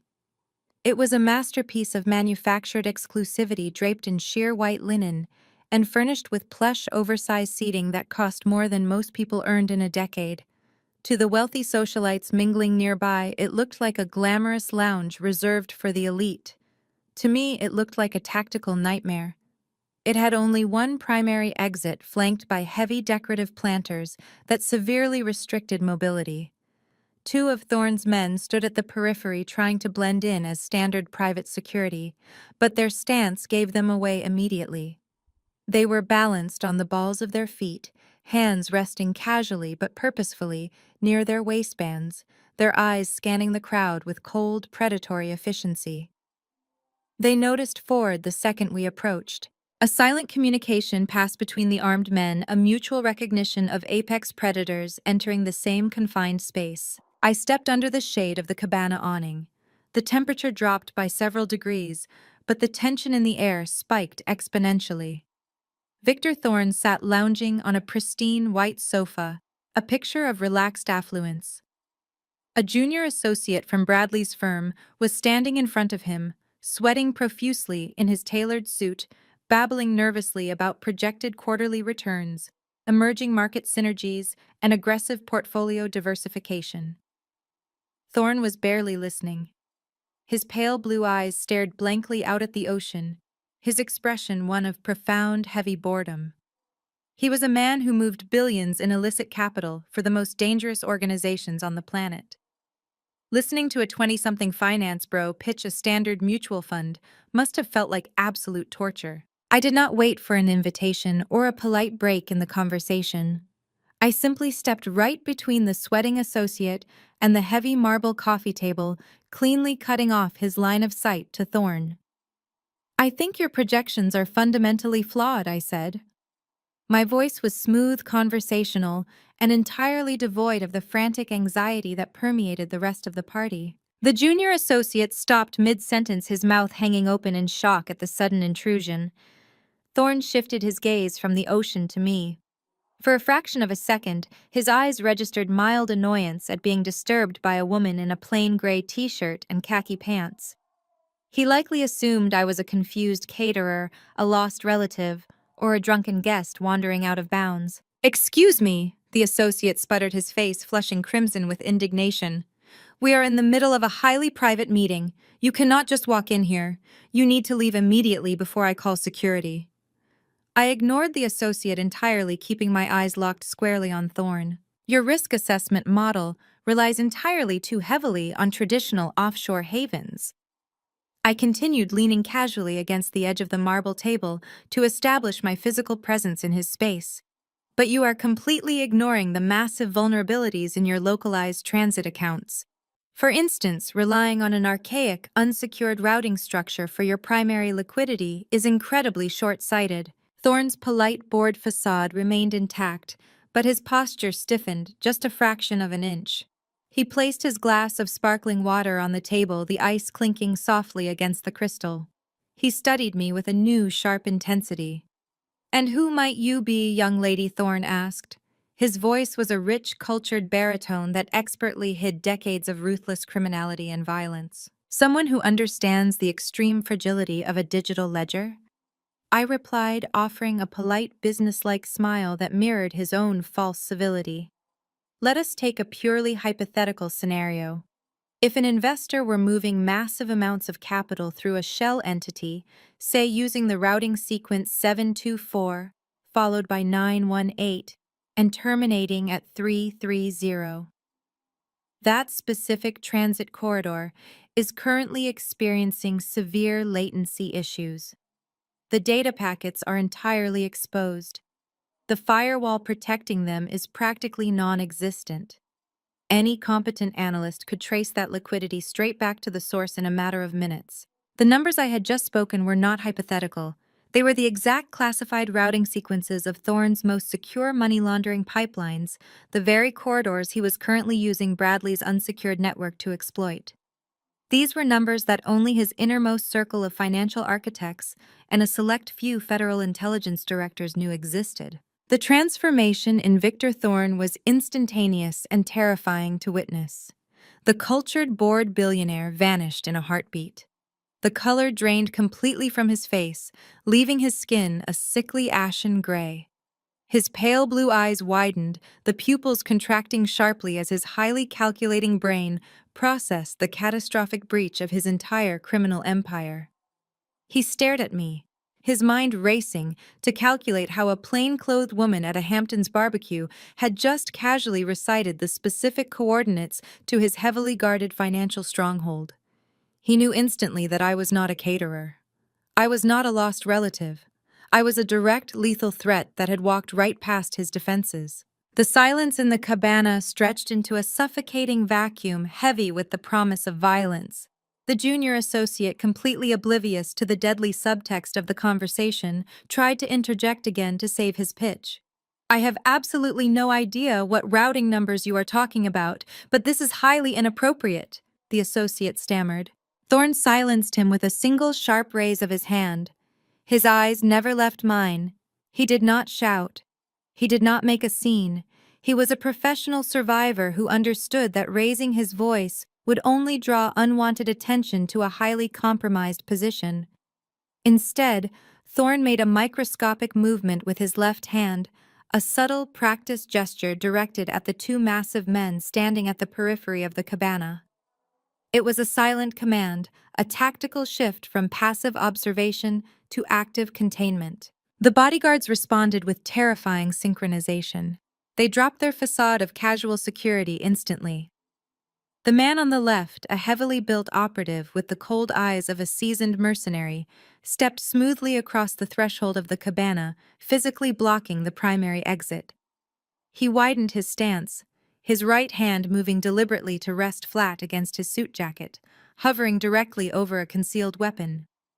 The second man mirrored the exact movement on the right flank, stepping forward to cut off any lateral escape route toward the infinity pool.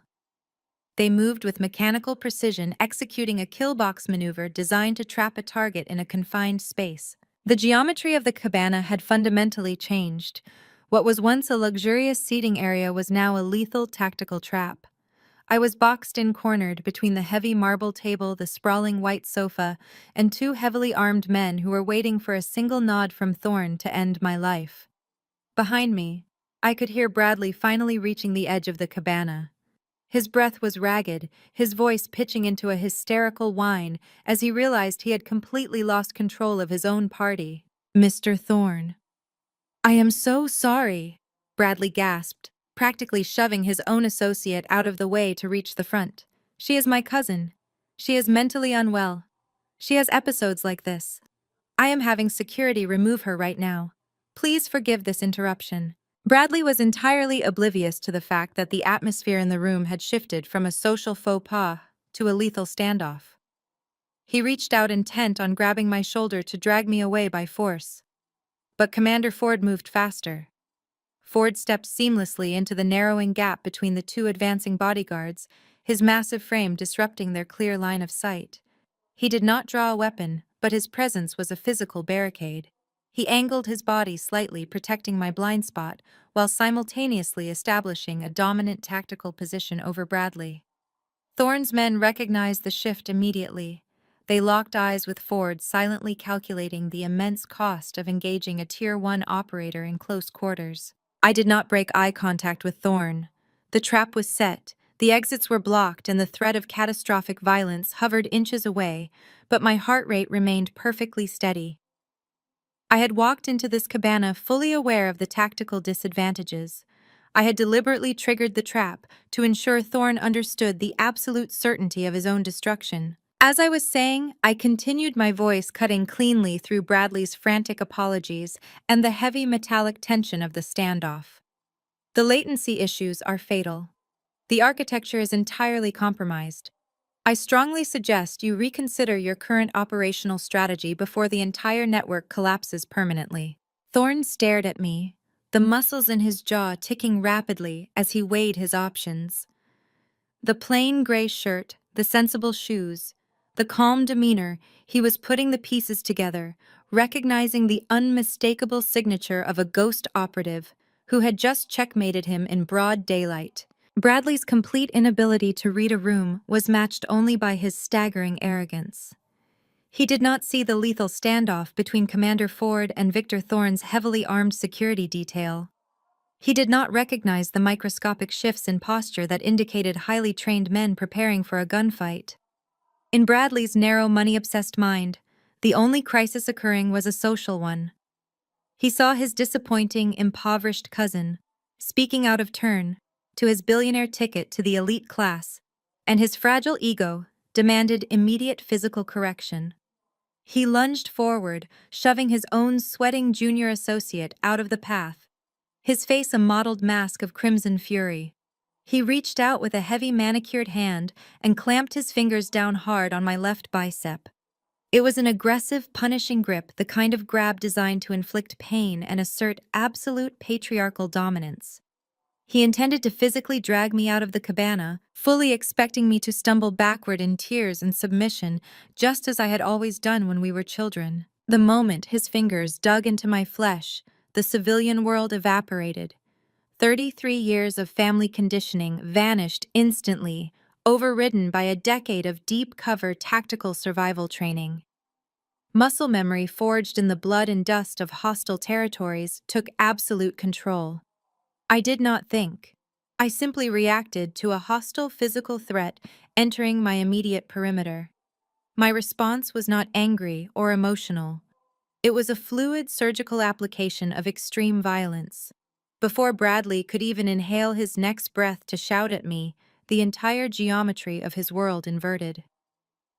I dropped my center of gravity, pivoting sharply on my right heel to slip inside his aggressive stance. With my free right hand, I trapped his wrist against my body, locking his joint in place so he could not retract his arm. Simultaneously, my left hand shot upward in a devastatingly precise strike, catching him directly under the tricep and forcing his arm into a rigid, hyperextended lever. The shock on his face had not even begun to register before I executed the takedown. I swept my left leg in a brutal sweeping arc behind his knees, completely severing his base of support. Bradley weighed nearly 200 pounds, a solid mass of gym-built muscle and expensive steak dinners. But leverage and kinetic energy rendered his size entirely irrelevant. He went airborne. His feet flew out from under him, and his torso plummeted downward with the uncontrolled velocity of a falling stone. I guided his descent with absolute precision, steering his body away from Thorn and directly toward the massive, thick, tempered glass of the cabana's custom coffee table. Bradley hit the glass face down with a sickening, bone-rattling thud that echoed like a gunshot across the patio. The heavy table shuddered under the impact, the crystal glasses tipping and spilling sparkling water across the transparent surface. I did not release him. I followed his momentum downward, driving my left knee sharply into the small of his back to pin his spine flat against the glass. I maintained my iron grip on his extended right arm, twisting his wrist and pulling his arm upward into an excruciating shoulder lock.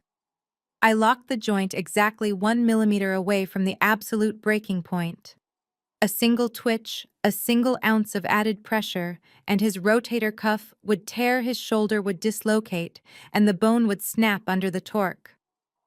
Bradley let out a high-pitched, strangled shriek of absolute agony. It was a sound completely devoid of dignity, the raw, unfiltered scream of a bully, experiencing true physical dominance for the first time in his pampered life.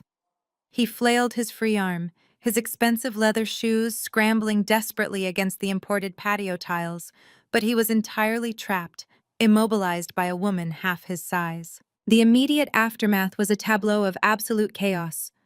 The cheerful pop music from the string quartet halted in a discordant screech of bows against strings.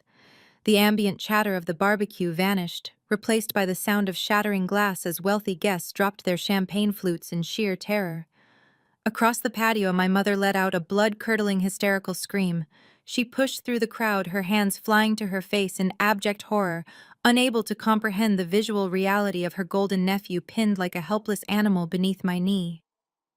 My father shouted for the police, his voice cracking in panic as he tried to surge forward, only to freeze when he realized he had absolutely no idea how to physically intervene. The elite investors, the socialites, the people who had mocked me just 10 minutes prior, were now backing away rapidly, their eyes wide with fear as they stared at the monster that had just materialized in their midst. Inside the cabana, the real players remained motionless. Thorne's two heavily armed bodyguards had twitched instinctively at the sudden movement, their hands gripping the handles of their concealed weapons. But they did not draw.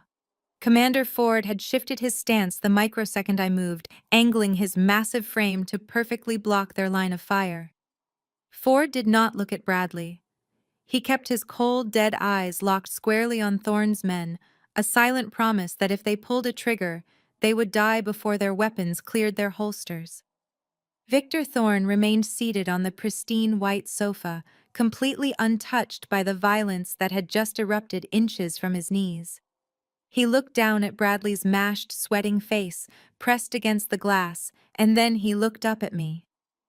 Thorne raised a single calm hand, a silent command to his bodyguards to stand down. He recognized the display for what it was. It was not a bar fight.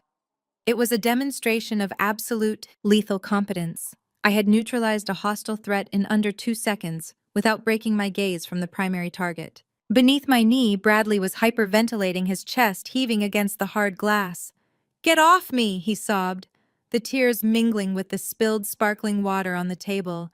"You are breaking my arm. Get off me, you crazy lunatic. I will sue you. I will have you locked up for the rest of your life. I am going to destroy you." He thrashed his hips in a pathetic attempt to dislodge my weight, a fundamental mistake in close quarters combat. I responded by shifting my hips and applying a fraction of an ounce of upward torque to his trapped wrist. The joint popped audibly and Bradley let out another piercing wail, his body going completely rigid as the white-hot pain paralyzed his nervous system. My mother reached the edge of the cabana, her face streaked with mascara as she shrieked my name. "Jillian, let him go.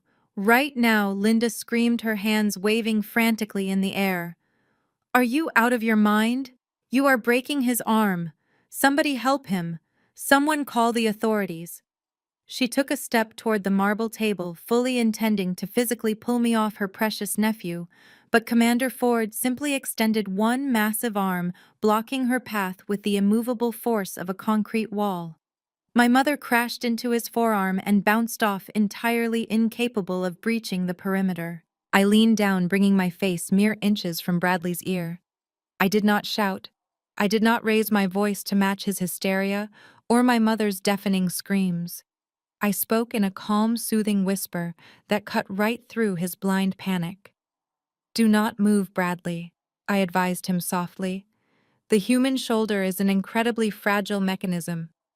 The supraspinatus tendon is currently stretched to its absolute maximum tolerance. If you struggle, if you attempt to buck your hips again, that tendon will tear. The humerus bone will separate from the socket, and you will require months of painful reconstructive surgery just to hold a cup of coffee. Do you understand the physics of your current situation?" Bradley choked on a sob, a string of drool hanging from his lip and pooling on the expensive glass. "Please," he whimpered, the arrogant titan of finance reduced to a begging, terrified child. "Please, Jill, it hurts. Stop it. Please stop it. You do not understand the rules of this world." "Bradley," I continued, whispering into his ear, ensuring that only he and Thorne could hear the precise nature of my threat. "You think money makes you untouchable. You think playing host to international criminals makes you powerful. But you are just a civilian playing dress-up in a war zone you do not comprehend. You put your hands on a trained operative. You are incredibly lucky I only intend to break your ego today and not your neck." I kept him pinned, letting the absolute humiliation of the moment saturate his brain. He was lying face down in front of his billionaire savior, in front of his sycophantic aunt and uncle, in front of the entire Hamptons elite. His carefully manufactured kingdom had been violently ripped away, exposing the weak, frightened fraud underneath. The illusion of his golden child superiority was dead shattered on the tempered glass beneath him. I looked up from his weeping face and met Victor Thorne's calculating blue eyes. I held Bradley's arm locked in place, my breathing perfectly even, demonstrating to the money launderer that the master of this estate was nothing more than a minor, easily neutralized distraction. I released the torque on Bradley's wrist with a fluid, deliberate motion. I did not shove him or throw him. I simply removed the calculated pressure that had been holding his entire world together. Without my knee pinning his spine to the glass, gravity and sheer exhaustion took immediate effect. Bradley slithered off the marble coffee table, his expensive linen shirt soaked in spilled sparkling water and his own cold sweat. He crumpled onto the pristine patio tiles, cradling his right arm against his chest like an injured infant. He gasped for air, letting out pathetic wet sobs that completely destroyed any remaining illusion of his dominance. I stepped back, smoothing the front of my plain gray shirt, my breathing completely even. My mother finally breached the invisible barrier of shock. She shrieked, a high and piercing sound that sliced through the heavy, humid air of the Hamptons afternoon. She threw herself onto the ground next to Bradley, wrapping her arms around his shaking shoulders. her designer dress soaking up the puddles of spilled water. "You are a monster," Linda screamed, tilting her head back to glare at me with absolute unfiltered hatred. "You are a violent, jealous psychopath. You come into his home and attack him like a wild animal." My father, emboldened by my mother's hysterics and my sudden lack of physical aggression, stepped forward. His face was a mask of rigid, pulsating fury. He reached into the breast pocket of his tailored suit and pulled out his phone, his hands trembling so violently he could barely unlock the screen. "I am calling the police!" "Jillian," Richard bellowed, ensuring that the ring of stunned investors and socialites could hear his declaration of law and order. "I am pressing felony assault charges. You are going to prison for this. I will make sure you are locked in a cell where you belong. You do not ever lay hands on this family." I did not flinch. I did not take a defensive step backward. I looked directly at my father and offered a cold, razor-sharp smile. "Call them," I challenged, my voice ringing out with crystal clarity. "Dial the number right now, Richard. Tell the dispatcher exactly where we are. Give them the address of this magnificent estate. Tell them you need an immediate tactical response because your nephew is currently hosting Victor Thorne." My father froze, his thumb hovering over the screen of his phone. He did not know who Victor Thorne was, but he could hear the absolute lethal certainty in my voice. He could see the way the wealthy investors standing at the periphery of the cabana suddenly shifted uncomfortably, their eyes darting toward the exits. Richard looked at Bradley, who was currently curled in a fetal position on the wet tiles, whimpering and refusing to make eye contact with anyone. The golden child was shattered, and my father's conviction began to waver. "Do it," I commanded, taking a slow, deliberate step toward him. "Call the authorities. Because the police, the FBI, and the Securities and Exchange Commission are exactly who need to be standing on this patio right now. They are going to be incredibly interested in what is running through the servers hidden in the basement of this house. Since you seem hesitant to make the call, let me save you the trouble of explaining the situation to them." I reached into my pocket and retrieved my heavily encrypted device. Across the far end of the infinity pool, serving as the ultimate centerpiece for Bradley's extravagant barbecue, sat a massive custom-built outdoor entertainment screen. For the past 3 hours, it had been looping a sleek, high-definition slideshow of Bradley ringing stock exchange bells, posing on yachts, and shaking hands with minor politicians. It was a digital monument to his manufactured ego. I tapped into the administrative back door I had breached just minutes prior. I bypassed the audio-visual routing protocols with 3 rapid commands. The transition was violent and immediate. The string quartet playing near the outdoor fireplace had already stopped, but the ambient house music pumping through the estate's hidden surround sound speakers cut out with a sharp, ear-splitting screech of digital feedback. Guests clutched their ears, wincing at the sudden abrasive noise. Then absolute silence descended upon the party, the kind of heavy, expectant silence that precedes a devastating storm. The massive LED screen across the pool flickered. The slideshow of Bradley's glorious achievements vanished, replaced by the stark, glaring contrast of an unfiltered terminal window. The screen went black, then flared to life with columns of cascading data, banking ledgers, and raw financial analytics. The font was large, crisp, and entirely undeniable. I mirrored my phone's display directly onto the 100-inch monitor, broadcasting the intercepted data stream to every single billionaire, socialite, and family member present on the property. I turned my back to the screen, facing the crowd, acting as the narrator for Bradley's total annihilation. "I want everyone here to take a very close look at the screen," I announced, my voice carrying effortlessly across the water of the infinity pool. "What you are seeing is not a projection of future earnings. It is not a pitch deck for a new venture capital fund. You are looking at a live, real-time mirror of Bradley's primary, secondary, and offshore financial accounts. You are looking at the absolute truth." The crowd turned their attention to the glowing LED display.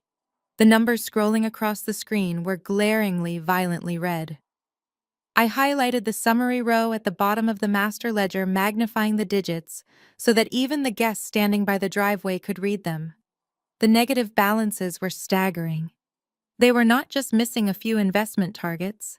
The accounts were hemorrhaging capital at a rate that defied standard economic logic. Bradley is not a billionaire, I stated, pacing slowly along the edge of the cabana. He is not a financial titan. He does not own this estate. He does not own the cars in the driveway, and he certainly does not own the liquid assets he has been using to solicit your investments today. Bradley is completely, irrevocably bankrupt. He is operating at a deficit of over $80 million. A collective gasp rippled through the crowd of elite guests. Men in tailored suits pulled out their phones, frantically calling their brokers to freeze their portfolios. Women covered their mouths in shock. The socialites who had fawned over Bradley all afternoon now looked at him as if he were carrying a highly contagious disease. The pristine illusion of the Hamptons barbecue had been stripped away, leaving only the ugly, rotting core of a massive financial fraud. The funds he currently holds do not belong to him. I continued, my voice echoing over the rising panic of the crowd. They are being actively funneled through a network of unsecured shell companies designed to wash illicit capital for international criminal organizations. You are all standing at ground zero of a federal money laundering operation. My parents remained frozen on the patio tiles next to Bradley's sobbing form. They stared at the massive screen, their eyes wide and uncomprehending.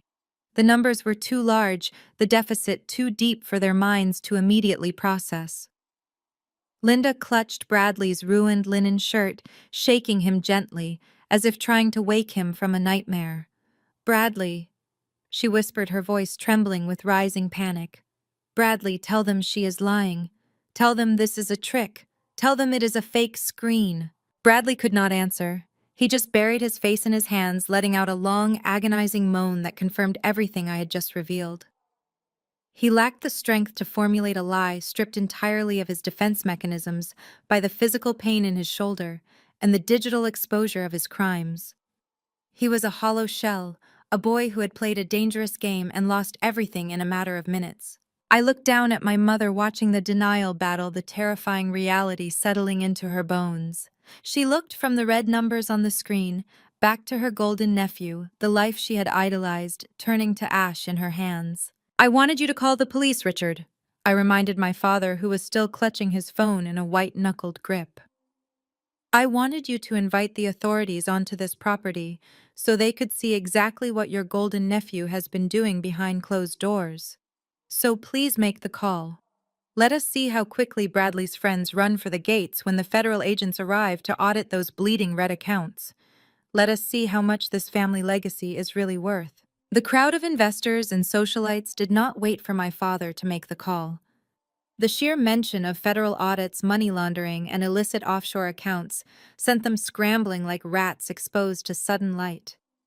Panic rippled across the manicured lawn as women kicked off their designer heels to run faster, and men shoved each other out of the way to reach the valet stand. The exodus was immediate, brutal, and entirely devoid of loyalty. Within moments, the edges of the patio cleared completely, leaving only the core players trapped in the blast radius of Bradley's imploding life. I did not watch the guests flee. My eyes remained locked on my parents, waiting for the exact moment the final pillar of their manufactured reality crumbled into dust.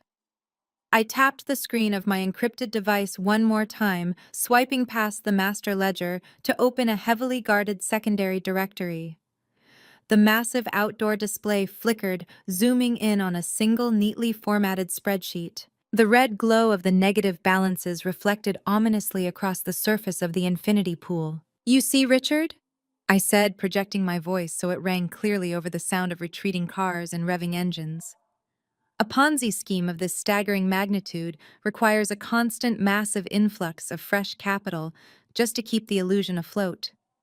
When the market turns, the margin calls hit with devastating speed. And Bradley did not have the liquidity to cover those calls. He needed collateral.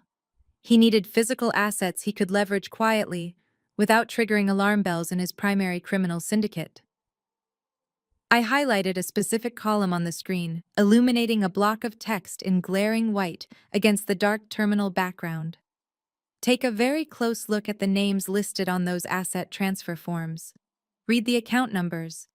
Look at the routing histories. I want you to see exactly what your blind devotion has purchased. My father squinted at the massive screen, his brow furrowing as he tried to decipher the dense financial jargon that he had always pretended to understand.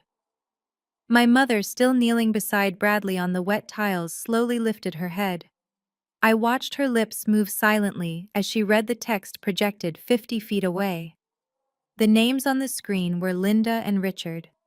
Next to their names were the exact routing numbers for their joint retirement accounts, their mutual funds, and the liquid cash reserves they had spent 4 decades meticulously accumulating. Below that was a digitized, notarized copy of the deed to their home. The very same home where they had raised me, the home where they had proudly hung framed photos of Bradley's college graduation while hiding my art projects away in dusty shoeboxes. The home they had continually threatened to kick me out of was now entirely owned by a shadow bank. "What is this?" my father asked, his voice suddenly sounding thin and reedy, stripped of all its former aggressive patriarchal bluster. "Why are our names on his margin account documents?" "Bradley, what is she showing us?" I did not give Bradley the chance to formulate a pathetic weeping excuse. "He leveraged you," I stated plainly, delivering the fatal blow with surgical precision. "He ran out of his own money 6 months ago. When the creditors started knocking, he panicked. He took the power of attorney you so foolishly granted him to manage your portfolio, and he drained every single cent you owned. Your retirement fund is gone. Your life savings are completely wiped out. He used your house as collateral to secure a high-risk short-term loan from an unregulated lender. And he lost that money within 72 hours. You have absolutely nothing left." My mother let out a sound that barely registered as human. It was a hollow, scraping gasp of absolute primal terror. She grabbed Bradley by the collar of his ruined, wet linen shirt, shaking him with frantic, jerky movements that completely ignored his broken wrist. "Bradley, look at me!" she demanded, her voice cracking into a hysterical screech. "Tell me she is lying. Tell me this is just another one of her jealous tricks to ruin your big day. Tell me our money is safe." Bradley could not look at her. He kept his eyes squeezed shut, tears streaming down his bruised face, his body trembling violently against the cold patio tiles. He offered no defense. He offered no comfort. His silence was the loudest, most devastating confession possible. He had fed them to the wolves to buy himself a few more months of pretending to be a titan. My father's phone slipped from his trembling hand, clattering against the stone deck and cracking the screen. His knees buckled beneath him, and he collapsed onto a nearby lounge chair, his chest heaving as the catastrophic reality crashed down upon him. He was completely, irrevocably destitute. The wealth he had worshipped, the high society status he had sacrificed his own daughter to maintain, had been vaporized by the very nephew he had placed on a golden pedestal. They were worse than bankrupt. They were tied to a federal crime scene, and they did not even have the funds to hire a defense attorney. I stood before them, feeling no pity, no remorse, and no desire to offer comfort. The well of my compassion for these people had run completely dry a decade ago. "You cut me off when I was 22 years old," I said, my voice cutting cleanly through my mother's hysterical sobbing. "You threw me out of the house with a single suitcase because I dropped out of a degree program you forced me into. I begged you for help. I asked you for basic living expenses just so I could eat while I tried to fix my mental health. You told me I was a failure. You told me I was a waste of resources. You said I lacked the discipline to handle adult responsibilities." I gestured sharply toward the whimpering broken man lying on the ground between them. "But you handed this fraud the keys to your entire existence. You blindly signed over your life savings because he wore a nice suit, drove a car he did not actually own, and promised to invite you to parties like this. You funded his fake millionaire lifestyle while your own daughter slept on couches and worked 3 jobs just to survive. You wanted proximity to power so badly that you willingly marched right off a cliff for him.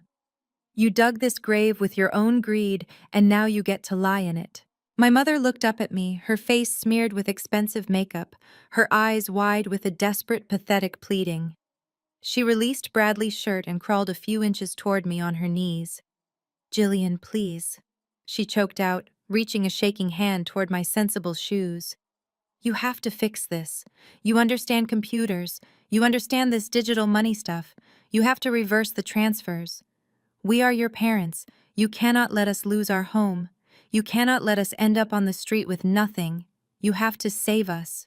The sheer audacity of her request was breathtaking. Even now, stripped of all her leverage, her immediate instinct was to command me to fix a mess I did not create. "I cannot reverse a margin call, Linda," I replied deliberately, refusing to use her maternal title. "The money is gone. It was fed into a digital shredder and dispersed to cover debts that Bradley could not pay.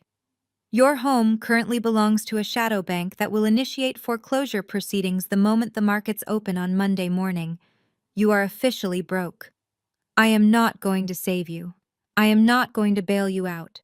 I am going to stand right here and watch you experience the exact same abandonment you inflicted on me." Commander Ford remained rooted to his spot beside me, his eyes constantly scanning the cabana. The domestic drama unfolding on the patio was devastating to my family, but it was entirely secondary to the actual tactical threat in the room. Victor Thorne had not moved from his white sofa. He had watched the entire revelation with the cold, detached gaze of an apex predator assessing a shift in the wind. He did not care about my parents' retirement fund.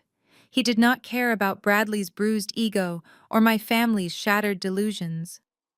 Thorne cared about one thing only, and that was the highly public exposure of his illicit money laundering pipeline. Thorne slowly set his glass down on the marble table. The sound was sharp, drawing my immediate attention away from my weeping mother. The financial data scrolling on the massive screen behind me was undeniable proof that his capital had been compromised. I had not just exposed Bradley. I had actively tracked Thorne's money. I had proven that I possessed the exact routing numbers, the localized transit accounts, and the digital keys to his underground empire. I had made him vulnerable in broad daylight, surrounded by civilian witnesses and a highly trained military operator. He realized that his entire operation was bleeding out on a 100-inch monitor for the world to see. The atmosphere on this patio instantly shifted from a family tragedy to mortal danger. The ambient noise of the crashing waves and the distant hum of traffic faded into the background, replaced by the heavy metallic silence of impending violence. My parents, completely consumed by their financial devastation, remained utterly oblivious to the silent communication passing between Thorne and his armed bodyguards. They did not notice the way the two massive men subtly shifted their weight, their hands sliding beneath their tailored jackets to grip the handles of their concealed firearms. They did not understand that their crying, pleading, and begging were entirely useless in this arena. The rules of engagement had changed. We were no longer dealing with a social dispute. We were standing in a kill zone. Thorne stood up. The movement was slow, deliberate, and utterly devoid of panic. He brushed an invisible speck of dust from the lapel of his bespoke charcoal suit, smoothing the fabric with manicured fingers. The mask of the bored billionaire dissolved completely, revealing the cold reptilian gaze of a cartel architect who had ordered the executions of hundreds without losing a moment of sleep. He did not look at my parents, who were still frozen in their financial despair.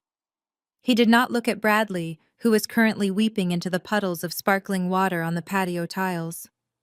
Thorne looked only at me, his pale blue eyes assessing the exact level of threat I represented to his global empire. "You are an exceptionally bold woman," Thorne said. His rich baritone voice no longer held any trace of polite civility. It was flat, mechanical, and heavy with the promise of immediate violence. "You have bypassed commercial firewalls, intercepted classified routing sequences, and projected my private liquidity across a 100-inch monitor. It is a brilliant display of technical espionage. But it is also a fatal miscalculation. You assumed that bringing my operation into the light would act as a shield. You assumed that public exposure would force me to retreat. Thorn took a single step out of the cabana, the sleek leather of his shoes silent against the stone deck. He gestured casually toward the glowing LED screen across the infinity pool, where the red numbers of his money-laundering pipeline continued to cascade in real time. You do not understand the mechanics of my business. Thorn continued, his voice dropping to a chilling whisper that carried perfectly over the quiet patio. I do not fear exposure, because exposure is a temporary problem. Problems can be erased. Witnesses can be silenced. Digital records can be corrupted or destroyed. You have not trapped me. You have simply forced me to accelerate my timeline and eliminate a localized nuisance. Thorn raised his right hand and snapped his fingers. It was the exact same gesture Bradley had used to summon Commander Ford earlier, but this time the command carried the weight of absolute death. The two massive bodyguards flanking the cabana moved with terrifying speed. The man on the left drew a suppressed tactical handgun from beneath his jacket, raising the barrel with clinical precision. The man on the right mirrored the action, the dull metal of his weapon glinting in the afternoon sun. They did not aim at my legs. They did not aim at the ground to intimidate. They aimed directly at my center of mass, their fingers resting lightly on the triggers, waiting for the final nod from their employer to end my life. The sight of drawn, suppressed firearms instantly shattered the remaining delusions of my family. The reality of their financial ruin was abruptly, violently eclipsed by the immediate biological terror of a firing squad. My mother let out a strangled, breathless squeak. She scrambled backward on her hands and knees, her expensive dress tearing against the rough edges of the patio stones. She collided with the base of a heavy ceramic planter, curling her body into a tight, trembling ball. My father dropped to the ground beside her, covering his head with his arms, his mouth opening in a silent scream of pure panic. They finally understood that this was not a social disagreement. This was not a corporate negotiation. They had blindly wandered into a den of wolves, and they were about to be slaughtered simply for being in the room. Bradley, lying broken on the tiles, pushed himself up on his good arm. Blood and saliva dripped from his chin. His eyes, wide and bloodshot, darted wildly between Thorn and the suppressed weapons. He did not try to shield his aunt and uncle. He did not try to protect me. He did what a coward always does when faced with the consequences of his own hubris. He groveled. "Mr. Thorn, please," Bradley sobbed, his voice cracking into a pathetic, high-pitched whine. "I had nothing to do with this. She is crazy. She hacked my servers without my permission. I am loyal to you. I can fix the accounts. I can get you more money. Just take her phone. Take her. Shoot her. Do whatever you want. Just please do not kill me. I beg of you. I will do anything you want to." Bradley's betrayal was absolute and instantaneous. He was literally offering my life to a criminal syndicate in exchange for his own skin. He lay there in a puddle of his own making, a ruined, sniveling fraud offering up his cousin to an executioner. Thorn did not even blink at Bradley's pathetic display. He looked at the sniveling hedge fund manager with an expression of profound disgust. "You are a liability," Bradley Thorn said coldly. "A loud, incompetent liability who allowed a freelance technician to breach a billion-dollar transit corridor. You have exhausted your usefulness." Thorn turned his attention back to me, extending an open palm. "Hand over the phone," he demanded. "Hand over the device, provide the encryption keys to terminate the broadcast, and I will ensure your death is quick. Refuse, and my men will take the device from your corpse after they shoot your parents, your pathetic cousin, and the security contractor standing beside you." I did not hand over the phone. I did not step backward. My heart rate remained perfectly steady, beating a calm, rhythmic tempo in my chest. The adrenaline in my bloodstream was not the chaotic, blinding rush of panic that consumed my family. It was a cold, hyper-focused chemical clarity that honed my senses to a razor-sharp edge. I registered the exact distance between myself and the nearest gunman. 12 feet. Too far to close the gap before he could pull the trigger. I registered the trajectory of the barrel, the angle of the sun, and the slight shift in the shooter's weight. I also registered the movement beside me. Commander Ford did not hesitate. He did not retreat to save himself. The retired Navy SEAL stepped fully out of the shadows, moving with the fluid, synchronized grace of a man who had fought in 100 different combat zones. He bypassed my cowering parents and positioned himself directly in the line of fire. He did not draw a weapon. He did not need to. His body was the weapon. Ford pivoted smoothly, aligning his broad back squarely against mine. The physical contact was immediate and grounding. We stood back to back, forming a tight, impenetrable tactical circle. It was a classic combat formation, a silent agreement executed without a single spoken word. I covered the front, keeping my eyes locked on Thorne and the gunman to the right. Ford covered our 6 o'clock, his massive frame shielding our blind spots and neutralizing the gunman to the left. We were two veterans of the Shadow Wars operating on pure muscle memory and absolute mutual trust. I felt the steady rhythmic rise and fall of Ford's breathing against my spine. He was perfectly calm. There was no fear in his posture, only lethal readiness. We were outnumbered and outgunned, surrounded by hostile mercenaries on a billionaire's patio, but we were in our element. "You are making a mistake," Thorne said, his voice tightening with a fraction of irritation as he observed our defensive formation. "You are a technician and a retired security guard.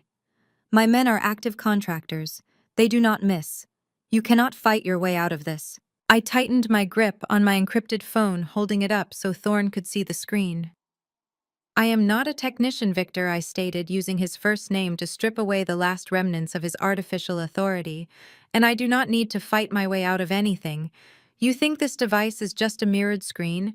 You think you can take this phone, shoot us, and wipe the servers clean? You are operating on outdated intelligence." I tapped the side of the device with my thumb. "This phone is equipped with a biometric deadman switch. It is constantly monitoring my pulse, my body temperature, and my grip pressure. The data packet currently broadcasting your money laundering operation to that outdoor screen is also sitting on a delayed relay server. If my pulse stops, if this phone leaves my hand, or if you attempt to force me to unlock it, that server will instantly transmit your entire digital ledger to the Financial Crimes Enforcement Network, the FBI, and Interpol simultaneously." Thorne's eyes narrowed. He scrutinized my face, searching for any sign of a bluff. He found none. I had stared down interrogators who utilized much worse than suppressed pistols. I possessed a level of psychological endurance that Thorne could not intimidate. "You shoot me," I continued, my voice echoing over the quiet patio, "and you pull the trigger on your own empire. Every safe house, every routing number, every offshore dummy corporation will be flagged and frozen before my body hits the ground. Your clients will be exposed. The cartels you wash money for will know that you allowed a massive security breach due to your own negligence. They will not wait for a federal indictment to hold you accountable. They will hunt you down and slaughter you themselves." The two bodyguards hesitated. The unwavering certainty in my voice caused a ripple of doubt to crack their professional discipline. They looked toward Thorne, their weapons remaining raised, but their trigger fingers freezing. They were mercenaries paid to eliminate threats, but they were not suicidal. They understood that killing me meant triggering a catastrophic data dump that would likely result in their own eventual executions by angry cartel bosses. The silence stretching across the patio was agonizing, punctuated only by the ragged, desperate gasps of my mother trying to pull air into her panic-constricted lungs. Richard was curled tightly into himself, his expensive suit stained with dirt and spilled water. A broken man who had chased status until it led him to the barrel of a gun. They were witnessing the catastrophic collapse of their universe.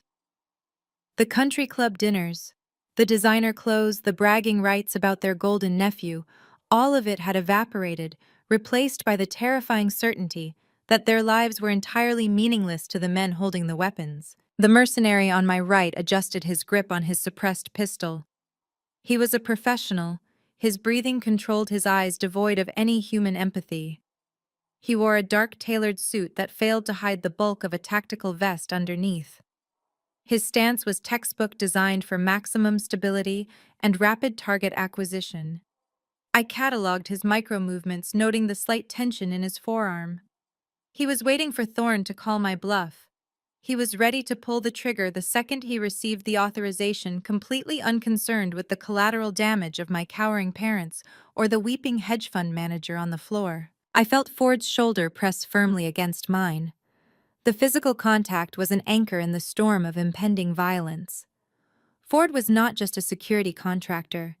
He was a warrior who had survived the worst theaters of combat on the planet. His presence radiated a calm, lethal energy. I knew without looking that his eyes were tracking the mercenary on the left, calculating the exact trajectory required to disarm him if Thorne gave the kill order. We did not need a verbal strategy. We shared a tactical language forged in the crucible of military service. We were a unified front, two ghosts standing against an empire of dirty money. Thorne's pale eyes remained fixed on my phone. He was a man accustomed to absolute control, a billionaire who orchestrated global financial shifts with a wave of his hand. But standing in the cabana, stripped of his digital secrecy, he was exposed. The realization that he had been outmaneuvered by a woman he had dismissed as irrelevant was visibly eating at him. He hated the vulnerability. He hated the fact that his life, his empire, and his freedom were currently resting in the palm of my hand, tethered to a biometric switch he could not hack or bribe his way past. "You are playing a dangerous game," Thorne whispered, the venom in his voice finally bleeding through the cultured facade. "You have no idea the forces you are meddling with." "I know exactly what forces I am meddling with," I replied smoothly. "I have hunted your associates through the digital shadows for years. I know the shell companies. I know the offshore accounts. I know the blood on the ledgers. You are a parasite, Victor, feeding on the greed of arrogant fools like my cousin. But your feast is over." Bradley let out another pathetic wail at the sound of his name, burying his face deeper into his arms. He was utterly broken, a hollow shell of a man who had sacrificed his own family to feed his insatiable ego. He had sold out his parents, stolen their retirement, and laundered criminal funds just to play pretend in the Hamptons, and now he was nothing more than a stain on his own patio. The standoff held a terrifying equilibrium of lethal force and digital deterrence. The mercenaries weighted their fingers, resting on their triggers. Thorne calculated his dwindling options. Ford and I stood back to back, an impenetrable fortress of combat experience and unyielding resolve. We were ready for whatever came next, bracing for the inevitable explosion of violence, holding the line as the clock ticked down to 0. The countdown in my head reached 0. The heavy metallic silence that had suffocated the cabana was suddenly shattered by a low, rhythmic vibration. It did not start as a sound, but as a deep tremor that radiated through the imported stone tiles beneath my feet and resonated in the marrow of my bones. The two mercenaries flanking Victor Thorne felt it too. Their eyes darted upward, their strict combat discipline breaking for a fraction of a second, as the vibration rapidly escalated into a deafening mechanical roar. I did not look up. I simply glanced down at the tactical watch strapped to my left wrist. The digital display blinked a steady, synchronized green pulse. I had triggered a silent, encrypted federal distress beacon the exact moment I recognized Thorne at the barbecue. The beacon contained a highly compressed data burst carrying my operational authorization codes, GPS coordinates, and the priority designation of the target. I knew the federal response time protocols for a Tier 1 asset reporting an international fugitive. The cavalry was precisely on schedule. A massive twin-engine tactical helicopter crested the tree line of the estate, swooping in dangerously low from the direction of the Atlantic Ocean. It was a matte black bird, stripped of all commercial markings, a predator moving with terrifying speed and precision. The sheer acoustic force of the rotors hitting the humid summer air was deafening. The helicopter flared its nose backward, killing its forward momentum and coming to a hovering halt directly above the infinity pool. The resulting rotor wash was catastrophic for Bradley's carefully curated luxury event. Hurricane-force winds slammed into the patio, instantly transforming the glamorous setting into a chaotic debris field. The sheer white linen curtains of Thorne's VIP cabana were violently ripped from their tracks, whipping through the air like tattered flags. Heavy crystal glassware, expensive bottles of imported liquor, and silver platters of catered food were swept off the tables and hurled across the deck. The massive outdoor entertainment screen, which was still broadcasting the damning evidence of Bradley's shattered Ponzi scheme, violently shook on its reinforced mounts. The wind caught the patio furniture, lifting heavy wicker chairs and glass tables and tossing them effortlessly into the churning waters of the infinity pool. Water sprayed everywhere, blinding the remaining combatants and soaking the deck. Thorne's bodyguards instantly lost their tactical advantage. The blinding spray of chlorinated water and the deafening roar of the helicopter completely disoriented them. They stumbled backward, raising their free arms to shield their faces from the flying debris. Commander Ford did not flinch. He used the cover of the violent rotor wash to smoothly step forward, closing the distance between himself and the mercenary on the right. Ford moved with the brutal efficiency of a man completely unbothered by chaos. He struck the mercenary's wrist with a pinpoint bone-shattering blow, dislodging the suppressed pistol before the man could even register the counterattack. The weapon clattered onto the wet stones, and Ford immediately kicked it away into the deep end of the pool. Simultaneously, the ground assault began. The heavy, unmistakable crunch of reinforced steel colliding with wrought iron echoed from the front of the estate. Bradley had spent a small fortune on a custom-designed electronically coded front gate to keep the commoners out. The incoming tactical units did not bother asking for the passcode.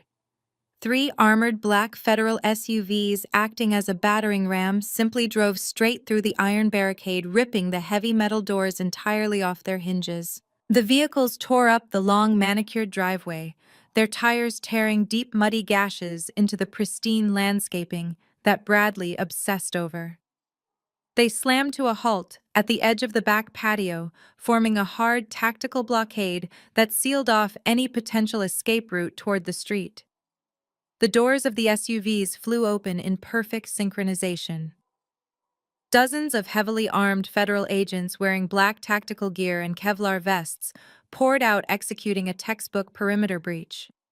They moved like a single unified organism, their assault rifles raised and locked onto their targets. "Federal agents, drop your weapons, get on the ground!"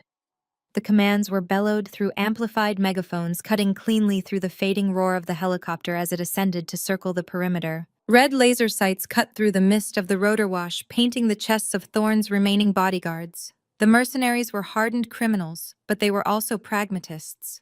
They looked at the red dots illuminating their hearts, looked at the dozen assault rifles pointed directly at their heads, and realized that any twitch of resistance would result in their immediate execution. They dropped their remaining weapons, raised their hands high in the air, and slowly sank to their knees on the soaked patio tiles. Victor Thorne remained seated on the white sofa, though his expensive suit was now thoroughly soaked by the pool water. He did not attempt to run. He did not shout for his lawyers. He simply stared at the swarm of federal agents dismantling his private security force in a matter of seconds. He looked back at me, his pale blue eyes reflecting the profound, bitter realization of his absolute defeat. He had spent his entire life building an untraceable empire, layering his operations behind walls of corporate anonymity and lethal force. And it had all been torn down in an afternoon by a ghost he severely underestimated. Thorne slowly laced his fingers together and placed his hands on top of his head, offering a quiet, cynical surrender to the inevitable. While Thorne accepted his fate with cold calculation, Bradley shattered completely. The golden child, still nursing his severely hyperextended arm on the ground, looked up to see men in tactical gear swarming his prized property. In his frantic, deeply narcissistic mind, he realized that the federal agents were not just here for Thorne. They were here for the man operating the server, washing the money. They were here for him. Blind, animalistic panic overrode Bradley's physical pain. He scrambled up from the wet glass and slippery tiles, his expensive linen shirt clinging to his back. He did not run toward his aunt and uncle to protect them. He did not try to explain his actions to the authorities. He simply abandoned everyone and tried to save his own skin. Bradley turned and broke into a pathetic, desperate sprint toward the private beach access stairs at the far edge of the infinity pool, wildly hoping to disappear into the sand dunes. He made it exactly 10 feet, A federal agent heavily armored and sprinting with the explosive power of a professional athlete intercepted Bradley's escape path. The agent did not bother shouting a command to halt. He simply launched himself horizontally through the air, executing a flawless, brutal, open-field tackle. The agent's shoulder impacted Bradley's midsection with the force of a freight train. The breath was violently expelled from Bradley's lungs in a loud, wet wheeze as his feet left the ground entirely. The momentum carried both men over the decorative edge of the patio. They crashed spectacularly into the deep end of the infinity pool, sending a massive plume of water cascading over the negative edge. The splash was enormous, a deeply humiliating end to Bradley's grand escape. Seconds later, Bradley surfaced coughing up chlorinated water and thrashing wildly in panic. The federal agent, completely unbothered by the water, hauled Bradley to the shallow end by the collar of his ruined shirt. The agent forcefully shoved Bradley face first against the submerged steps of the pool, yanking his arms behind his back and securing his wrists with heavy-duty plastic zip ties. Bradley wailed a high, reedy sound of utter defeat as he was dragged out of his own pool like a drowned rat, shivering and bound in front of his ruined estate. My parents, Linda and Richard, remained exactly where they had fallen when the weapons were first drawn. They were huddled together at the base of the ceramic planter, soaked to the bone, trembling uncontrollably. They watched through wide, terrified eyes as the federal tactical teams systematically secured the area. They watched their golden nephew, the man they had practically worshipped, get hauled out of the water in zip ties, weeping uncontrollably, while an agent read him his Miranda rights. Their entire universe had collapsed into a chaotic, terrifying crime scene, and they possessed absolutely no mental framework to process the destruction. With the hostiles neutralized and the perimeter locked down, the chaotic energy of the raid quickly transitioned into the cold, methodical efficiency of a secured federal crime scene. Agents moved purposefully, securing evidence, cataloging the discarded weapons, and establishing a command post in Bradley's lavish outdoor kitchen. The lead federal agent, a tall, broad-shouldered man, wearing a tactical vest with the letters FBIHRT emblazoned across the back in stark yellow lettering, separated himself from the main assault team. He walked purposefully through the wreckage of the Hamptons barbecue. He stepped over a shattered crystal vase, bypassed a soggy tray of imported caviar, and completely ignored Victor Thorne, who was currently being handcuffed, and read his rights by two junior agents. The lead agent did not look at my cowering parents. He did not spare a single glance for Bradley, who was currently sobbing on the pool deck. He marched in a perfectly straight line directly toward the cabana, where Commander Ford and I were standing. Ford took a half step back, lowering his defensive posture and standing at a relaxed state of attention, recognizing the authority of the approaching officer. I remained perfectly still, my encrypted phone resting securely in the palm of my hand.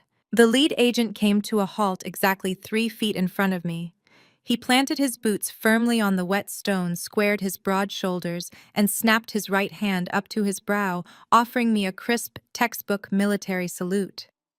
He held the salute, his expression conveying absolute professional respect for a superior operative. "Site is secure, ma'am," the agent stated, his deep voice carrying clearly over the sounds of the running SUV engines and the distant fading chop of the helicopter blades. "The data packet you transmitted was spot on. We have the primary target in custody, and Cyber Division is currently seizing the servers in the basement. Your operation was flawless." The manicured grounds of the Hamptons estate, which had been a glittering symbol of manufactured wealth just an hour ago, were now a chaotic federal crime scene. The flashing red and blue lights of tactical vehicles strobed against the fading afternoon sun, casting harsh shadows across the patio. Agents in windbreakers systematically cataloged evidence, securing Bradley's laptops, encrypting his servers, and bagging the discarded weapons of Thorne's neutralized security detail. I stood near the edge of the cabana, Commander Ford still a silent, solid presence at my side. We watched as Bradley was hauled upright from the shallow end of his infinity pool. He was a pathetic, dripping mess. The crisp white linen shirt he had worn like armor was plastered to his shivering torso, stained with dirt and chlorinated water. His right arm hung at an awkward, painful angle from where I had immobilized him, and his wrists were secured tightly behind his back with thick plastic zip ties. He was not acting like a titan of finance. He was hyperventilating, his chest heaving as he sobbed uncontrollably, the water and snot mingling on his bruised face.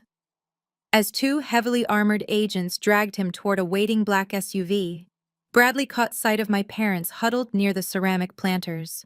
His sheer, desperate narcissism overrode his panic, and he shrieked at them. "Aunt Linda!" Uncle Richard, Bradley wailed, his voice cracking horribly. "Do not let them take me. You have to call the lawyers. You have to post bail. Tell them it is a misunderstanding. Please, you have to help me. I am your nephew. You have to fix this." My parents did not move to help him. They could not. They were entirely paralyzed, their bodies locked in a state of absolute, profound shock. They had spent decades building their entire identity around proximity to Bradley's wealth, eagerly adopting his arrogance and cruelty as their own. And now they were watching their golden idol being dragged away like a common street criminal, shrieking for a rescue they could not provide. Before Bradley could scream their names again, the agent shoved him forcefully into the back of the SUV and slammed the heavy door shut instantly, cutting off the sound of his pathetic pleading. The engine roared to life, and the vehicle peeled out of the ruined driveway, taking the golden child away to a federal holding cell. My parents remained frozen on the patio tiles, staring blankly at the empty space where the SUV had been. Their delusion was breaking, but the full reality of their situation had not yet entirely crushed them. That moment arrived precisely 30 seconds later, delivered by a senior financial crimes investigator. The investigator, a woman with sharp eyes and a clipboard, approached Linda and Richard. She did not offer a polite greeting. She did not soften her tone for the wealthy socialites. She treated them exactly like what they were, complicit parties in a massive federal fraud investigation. Linda and Richard Vance, the investigator, asked, confirming their identities with a quick glance at her notes. My father nodded slowly, his face ashen. "Yes, what is going on? Where are they taking Bradley? We are his family. We demand to know what the charges are." The investigator looked at him with profound professional exhaustion.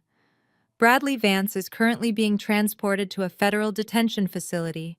He is facing multiple counts of wire fraud, securities fraud, and money laundering in connection with an international criminal syndicate. And frankly, Mr. Vance, his location is the absolute least of your immediate problems. My mother found her voice, though it was nothing more than a trembling, high-pitched squeak. Our problems. We have not done anything wrong. We are victims here. Bradley managed our accounts, but we had absolutely no idea he was doing anything illegal. You cannot hold us responsible for his actions. We are respectable people. The investigator flipped a page on her clipboard. Ignorance is not a legal defense against asset seizure, Mrs. Vance. According to the preliminary data packet we intercepted, you and your husband granted Bradley Vance full unmitigated power of attorney over your entire financial portfolio. Yes, my father interrupted, desperation coloring his tone. Because he is a hedge fund manager. He was getting us incredible returns. But those are our accounts. Our names are on them. Not anymore, the investigator stated flatly. The data shows that 6 months ago, Bradley Vance leveraged your entire portfolio, your pensions, your mutual funds, your liquid cash reserves, and the deed to your primary residence to cover massive shortfalls in his illegal margin accounts. He transferred those assets into a shell company controlled by Victor Thorne. My mother's hands flew to her mouth. She shook her head violently, refusing to process the words. No, that is impossible. He would not do that. He loves us. He promised us those investments were completely secure. He showed us the statements just last week. The statements were fabricated. The investigator replied, her voice entirely devoid of pity. The money is gone. The assets were utilized to fund a criminal enterprise and have subsequently been seized by the federal government under civil asset forfeiture laws. Your bank accounts are frozen. Your credit lines are terminated. And your primary residence is currently being cordoned off by federal agents for a full forensic audit. You are officially entirely bankrupt. I suggest you contact a public defender immediately. The investigator turned on her heel and walked away, leaving my parents standing in the wreckage of their manufactured lives. The silence that fell over them was absolute. It was the sound of a universe collapsing. My father sank back onto the wet lounge chair, his face buried in his hands, letting out a single devastating sob. My mother simply stared at the ground, her perfectly manicured hands trembling violently at her sides. They had sacrificed everything for the illusion of wealth. They had alienated their own daughter, criticized my life, and demanded my silence to appease a man who had been secretly robbing them blind. They had willingly walked onto the gallows and handed the executioner the rope. And then, in a display of staggering, unbelievable audacity, they turned to me. Linda and Richard slowly lifted their heads, their eyes locking onto me, where I stood with Commander Ford. The sheer terror in their expressions morphed instantly into a frantic, grasping desperation. The daughter they had spent the entire afternoon trying to throw off the property, the woman they had labeled a pathetic, jealous failure, was suddenly their only remaining lifeline. They saw the federal agents treating me with respect. They saw the lethal security contractor standing guard at my shoulder. They realized far too late that I wielded the exact kind of power they desperately needed to survive. My mother scrambled up from the patio tiles, her expensive dress ruined and clinging to her legs. She stumbled toward me, her arms outstretched, her face twisted in an expression of pleading agony. "Jillian." Linda sobbed, the tears streaking her makeup. "Jillian, please, you have to help us. You heard what she said. They are taking everything. They are taking the house. We have no money. We have nothing. You have to fix this." My father stood up quickly, rushing over to join her. He reached out as if to grab my arm again, but Ford simply shifted his stance, dropping his hand to rest casually near his tactical belt. The silent threat was unmistakable, and Richard froze, dropping his hands to his sides. "Jillian, you work for the government," my father pleaded, his voice cracking. "You obviously have high-level clearance. You know these people. You have to talk to them. Tell them we are innocent. Tell them we had absolutely no idea what Bradley was doing. You have to make them unfreeze our accounts. You have to get our house back. We are your family. You cannot just stand there and let this happen to us." I looked at the two people who had raised me. The two people who had spent my entire life making me feel like a burden and a disappointment. I looked at the tears streaming down their faces, and I felt absolutely nothing.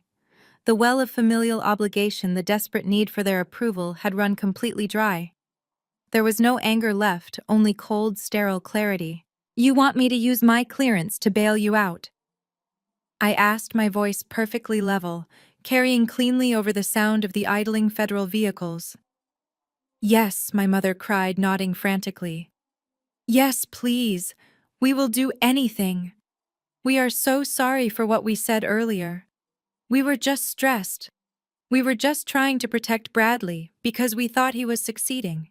We did not know he was a criminal. Please, Jillian, we are your parents. You owe us this." I did not flinch. I did not soften my expression. I looked at them with absolute ice. "I owe you nothing." I stated, the words falling like heavy stones onto the patio. "I owed you my loyalty and you threw it away. I owed you my respect and you demanded I give it to a fraud. I owed you my presence and you told me I was a failure because I did not fit your incredibly shallow definition of success." My father took a desperate step forward. "Jillian, please, we were wrong, we admit it. We were completely wrong about Bradley. But we are blood. You cannot let your own flesh and blood end up homeless. We have nowhere else to go. You have to take us in until this is sorted out. You have to protect us." I tilted my head, studying their panicked, pathetic faces. "You did not want a daughter, Richard," I said quietly, ensuring every word landed with devastating precision. "You wanted a prop. You wanted an accessory you could parade around the country club to make yourselves look good. When I refused to play that part, when I chose a life of actual service instead of corporate greed, you cut me off. You told everyone I was a lost cause. You stood on this exact patio 20 minutes ago and demanded I apologize to the man who was actively destroying your future." "Jillian, we did not know." My mother sobbed, reaching out a trembling hand. We did not know what he was doing. You did not care what he was doing. I corrected her, my tone dropping to a lethal whisper. You only cared that he was rich. You idolized his wealth so much that you willingly handed him the keys to your entire existence. You chose him over me every single time, and now you get to share his legacy. My parents stared at me, the finality of my words suffocating the last remaining embers of their hope. They realized in that terrifying moment that I was not bluffing. I was not going to negotiate. I was not going to save them. The daughter they had thrown away had returned as a ghost, and the ghost had absolutely no mercy to offer. You are going to lose the house, I continued, outlining their future with clinical detachment. The federal government will seize the property. The banks will liquidate your remaining assets to cover the margin calls Bradley defaulted on. You will be forced to move into a cheap apartment, and you will likely have to find minimum wage jobs just to afford groceries because your pensions are permanently gone. And you will do all of it without a single dime of support from me. You cannot do this to us, my father whispered, tears finally breaking and sliding down his cheeks. You are our daughter. You are supposed to love us. I let out a slow, controlled breath, feeling the last remaining ties to my childhood sever completely. I am Hades, I replied coldly, and I do not negotiate with casualties. The lead agent, his face impassive beneath his tactical helmet, reached into a secure pouch on his vest and withdrew a ruggedized military-grade tablet. He activated the screen with a biometric scan and handed it to me. The display did not show financial ledgers or compromised routing numbers. It showed a highly classified federal authorization form, heavily redacted but clear in its intent. This confirms the completion of Operation Cerberus, the agent stated, his voice a low, steady hum amidst the chaotic backdrop of the crime scene. Your intelligence packet provided the critical infrastructure mapping required to dismantle Thorne's localized network. As per your operational contract, the federal bounty for securing the primary target and providing actionable financial intercepts has been authorized. I scanned the digital document, my eyes skipping over the legal jargon and landing on the final, unredacted figure at the bottom of the screen. The number was astronomical. It was a massive multi-million-dollar payout, a federal reward for neutralizing one of the most prolific money launderers on the eastern seaboard. It was not inherited wealth. It was not stolen capital. It was compensation earned through years of lethal, invisible service. The funds will be routed directly into your secure offshore accounts within the hour, the agent confirmed, noting my slight nod of acknowledgement. We have also scrubbed your presence from the tactical logs of this specific raid. Officially, you were never here. The operation will be attributed to a joint task force initiative. Excellent, I replied, my voice perfectly steady. I tapped my signature onto the digital screen, permanently finalizing the transaction and officially concluding my involvement with Victor Thorne Bradley and the smoldering wreckage of my family's financial delusion.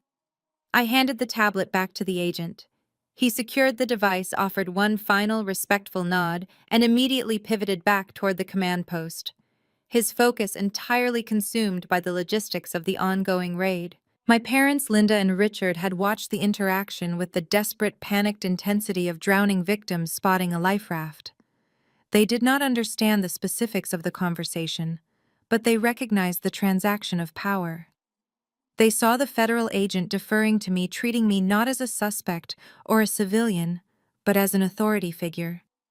In their terrified, shattered minds, they believed this confirmed their only remaining hope. They believed I possessed the influence required to reverse their catastrophic reality. Jillian, my father gasped, scrambling up from the patio tiles, his expensive shoes slipping on the spilled water. Jillian, you see? You have authority here. You just signed something for them. Tell them to give us our accounts back. Tell them we are innocent victims in this. We are your blood. You have to use your position to save us from this nightmare. My mother followed him, her mascara smeared across her pale, terrified face. Please, she begged, her voice cracking into a pathetic, high-pitched whine. Please, sweetheart.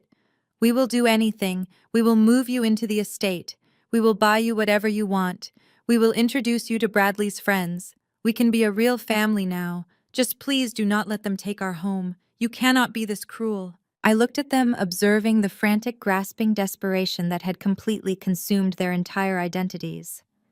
They were still attempting to bargain with currency that no longer existed. They were offering me a place in a kingdom that had just been vaporized, utilizing the same toxic, manipulative tactics they had weaponized against me for 33 years. "I am not going to intervene," I stated, my voice echoing over the rhythmic thumping of the circling helicopter. "I am not going to call a federal judge.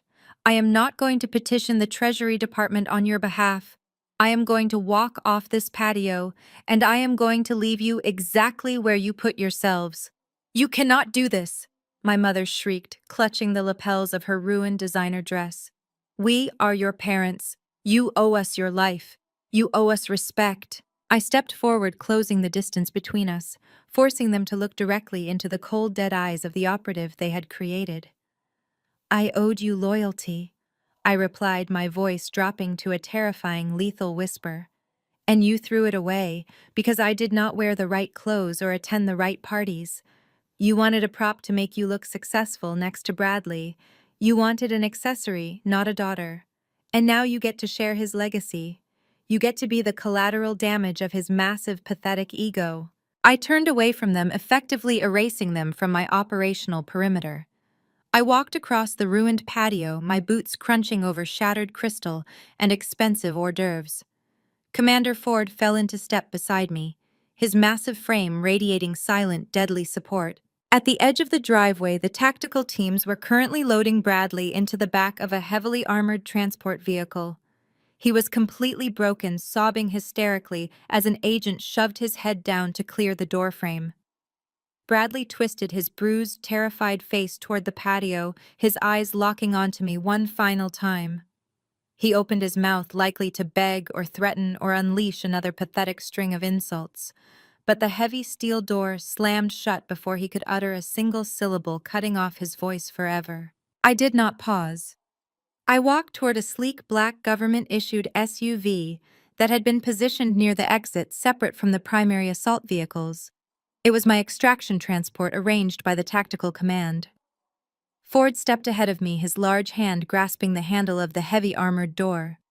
He pulled it open, gesturing for me to enter the climate-controlled interior. I reached into the pocket of my practical, durable pants and retrieved my cheap, faded canvas jacket. I slipped it over my shoulders, the familiar weight of the fabric a comforting reminder of my true identity, a stark contrast to the ruined designer suits and soaked silk dresses littering the patio behind me. As I placed my hand on the frame of the SUV, my mother let out one final, agonizing scream. It cut through the noise of the federal raid, a desperate, feral sound of absolute ruin. "How can you be so heartless?" Linda wailed, her voice carrying across the manicured lawn. "How can you just walk away and let your own family die in the gutter? You are a monster." I paused at the door of the tactical vehicle. I did not turn fully around. I simply looked back over my shoulder, my gaze sweeping over the flashing police lights, the armed federal agents, and the shattered, cowering enablers who had spent my entire life trying to destroy my spirit. I offered them one last cold, utterly detached smile. "I am just a princess," I said, my voice carrying clearly through the humid summer air. "And Hades does not do bailouts." I climbed into the back of the armored SUV, the heavy door slamming shut behind me with a solid, satisfying thud. The tinted windows instantly severed my connection to the Hamptons estate, plunging the interior into cool, quiet darkness.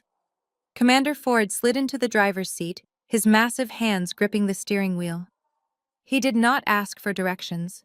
He did not offer any superficial commentary on the catastrophic destruction of my biological family. He simply engaged the engine and accelerated smoothly down the driveway, bypassing the chaotic swarm of federal vehicles and exiting the property without looking back. The story of the Hamptons barbecue concluded in the harsh, unforgiving light of federal courtrooms and bankruptcy hearings. Bradley Vance did not secure a plea deal. The sheer magnitude of his financial crimes, coupled with his direct involvement in an international money laundering syndicate, resulted in a swift and brutal prosecution. He was sentenced to 25 years in a maximum security federal penitentiary stripped of his assets, his reputation, and his manufactured ego. My parents, Linda and Richard, faced the absolute reality of their blind, toxic devotion. The federal government seized their home, liquidated their remaining assets, and froze their pensions to cover a fraction of the debts Bradley had incurred in their names. They were forced to vacate their prestigious neighborhood and relocate to a cramped budget apartment in a less desirable zip code. Stripped of their wealth, they discovered that their country club friends and socialite acquaintances wanted absolutely nothing to do with them. They were forced to take minimum wage retail jobs just to afford basic groceries, their days consumed by the humiliating reality of living the life they had always mocked. I did not attend Bradley's sentencing. I did not monitor my parents' eviction proceedings. I used my substantial federal reward to secure a sprawling, highly fortified property outside of the city. I officially launched an elite private cybersecurity firm utilizing my specialized tactical experience to protect high-value targets and dismantle complex digital threats. I built my own empire entirely on my own terms, surrounded by a team of fiercely loyal, lethal professionals who understood the true meaning of brotherhood and sacrifice. I was no longer the disappointing daughter. I was no longer the invisible cousin. I was the architect of my own survival, living peacefully and successfully, perfectly content in the knowledge that those who had tried to break me were currently drowning in the devastating consequences of their own insatiable greed. Would you like to explore how we can adapt this structure for a different protagonist's profession? Or perhaps focus on a specific type of family betrayal for the next outline? The greatest lesson I learned from the ashes of that Hamptons barbecue wasn't about tactical superiority or digital warfare. It was about the true definition of worth and the necessity of absolute boundaries. For years, my family measured my value through the distorted lens of superficial wealth and corporate prestige. They looked at my plain clothes and quiet life and saw a failure completely blind to the strength and resilience it took to survive battles they couldn't even fathom. They chose a glittering fraud over genuine connection, trading their morality for proximity to power. The reality is that you cannot force people to see your value if they are deeply committed to misunderstanding you.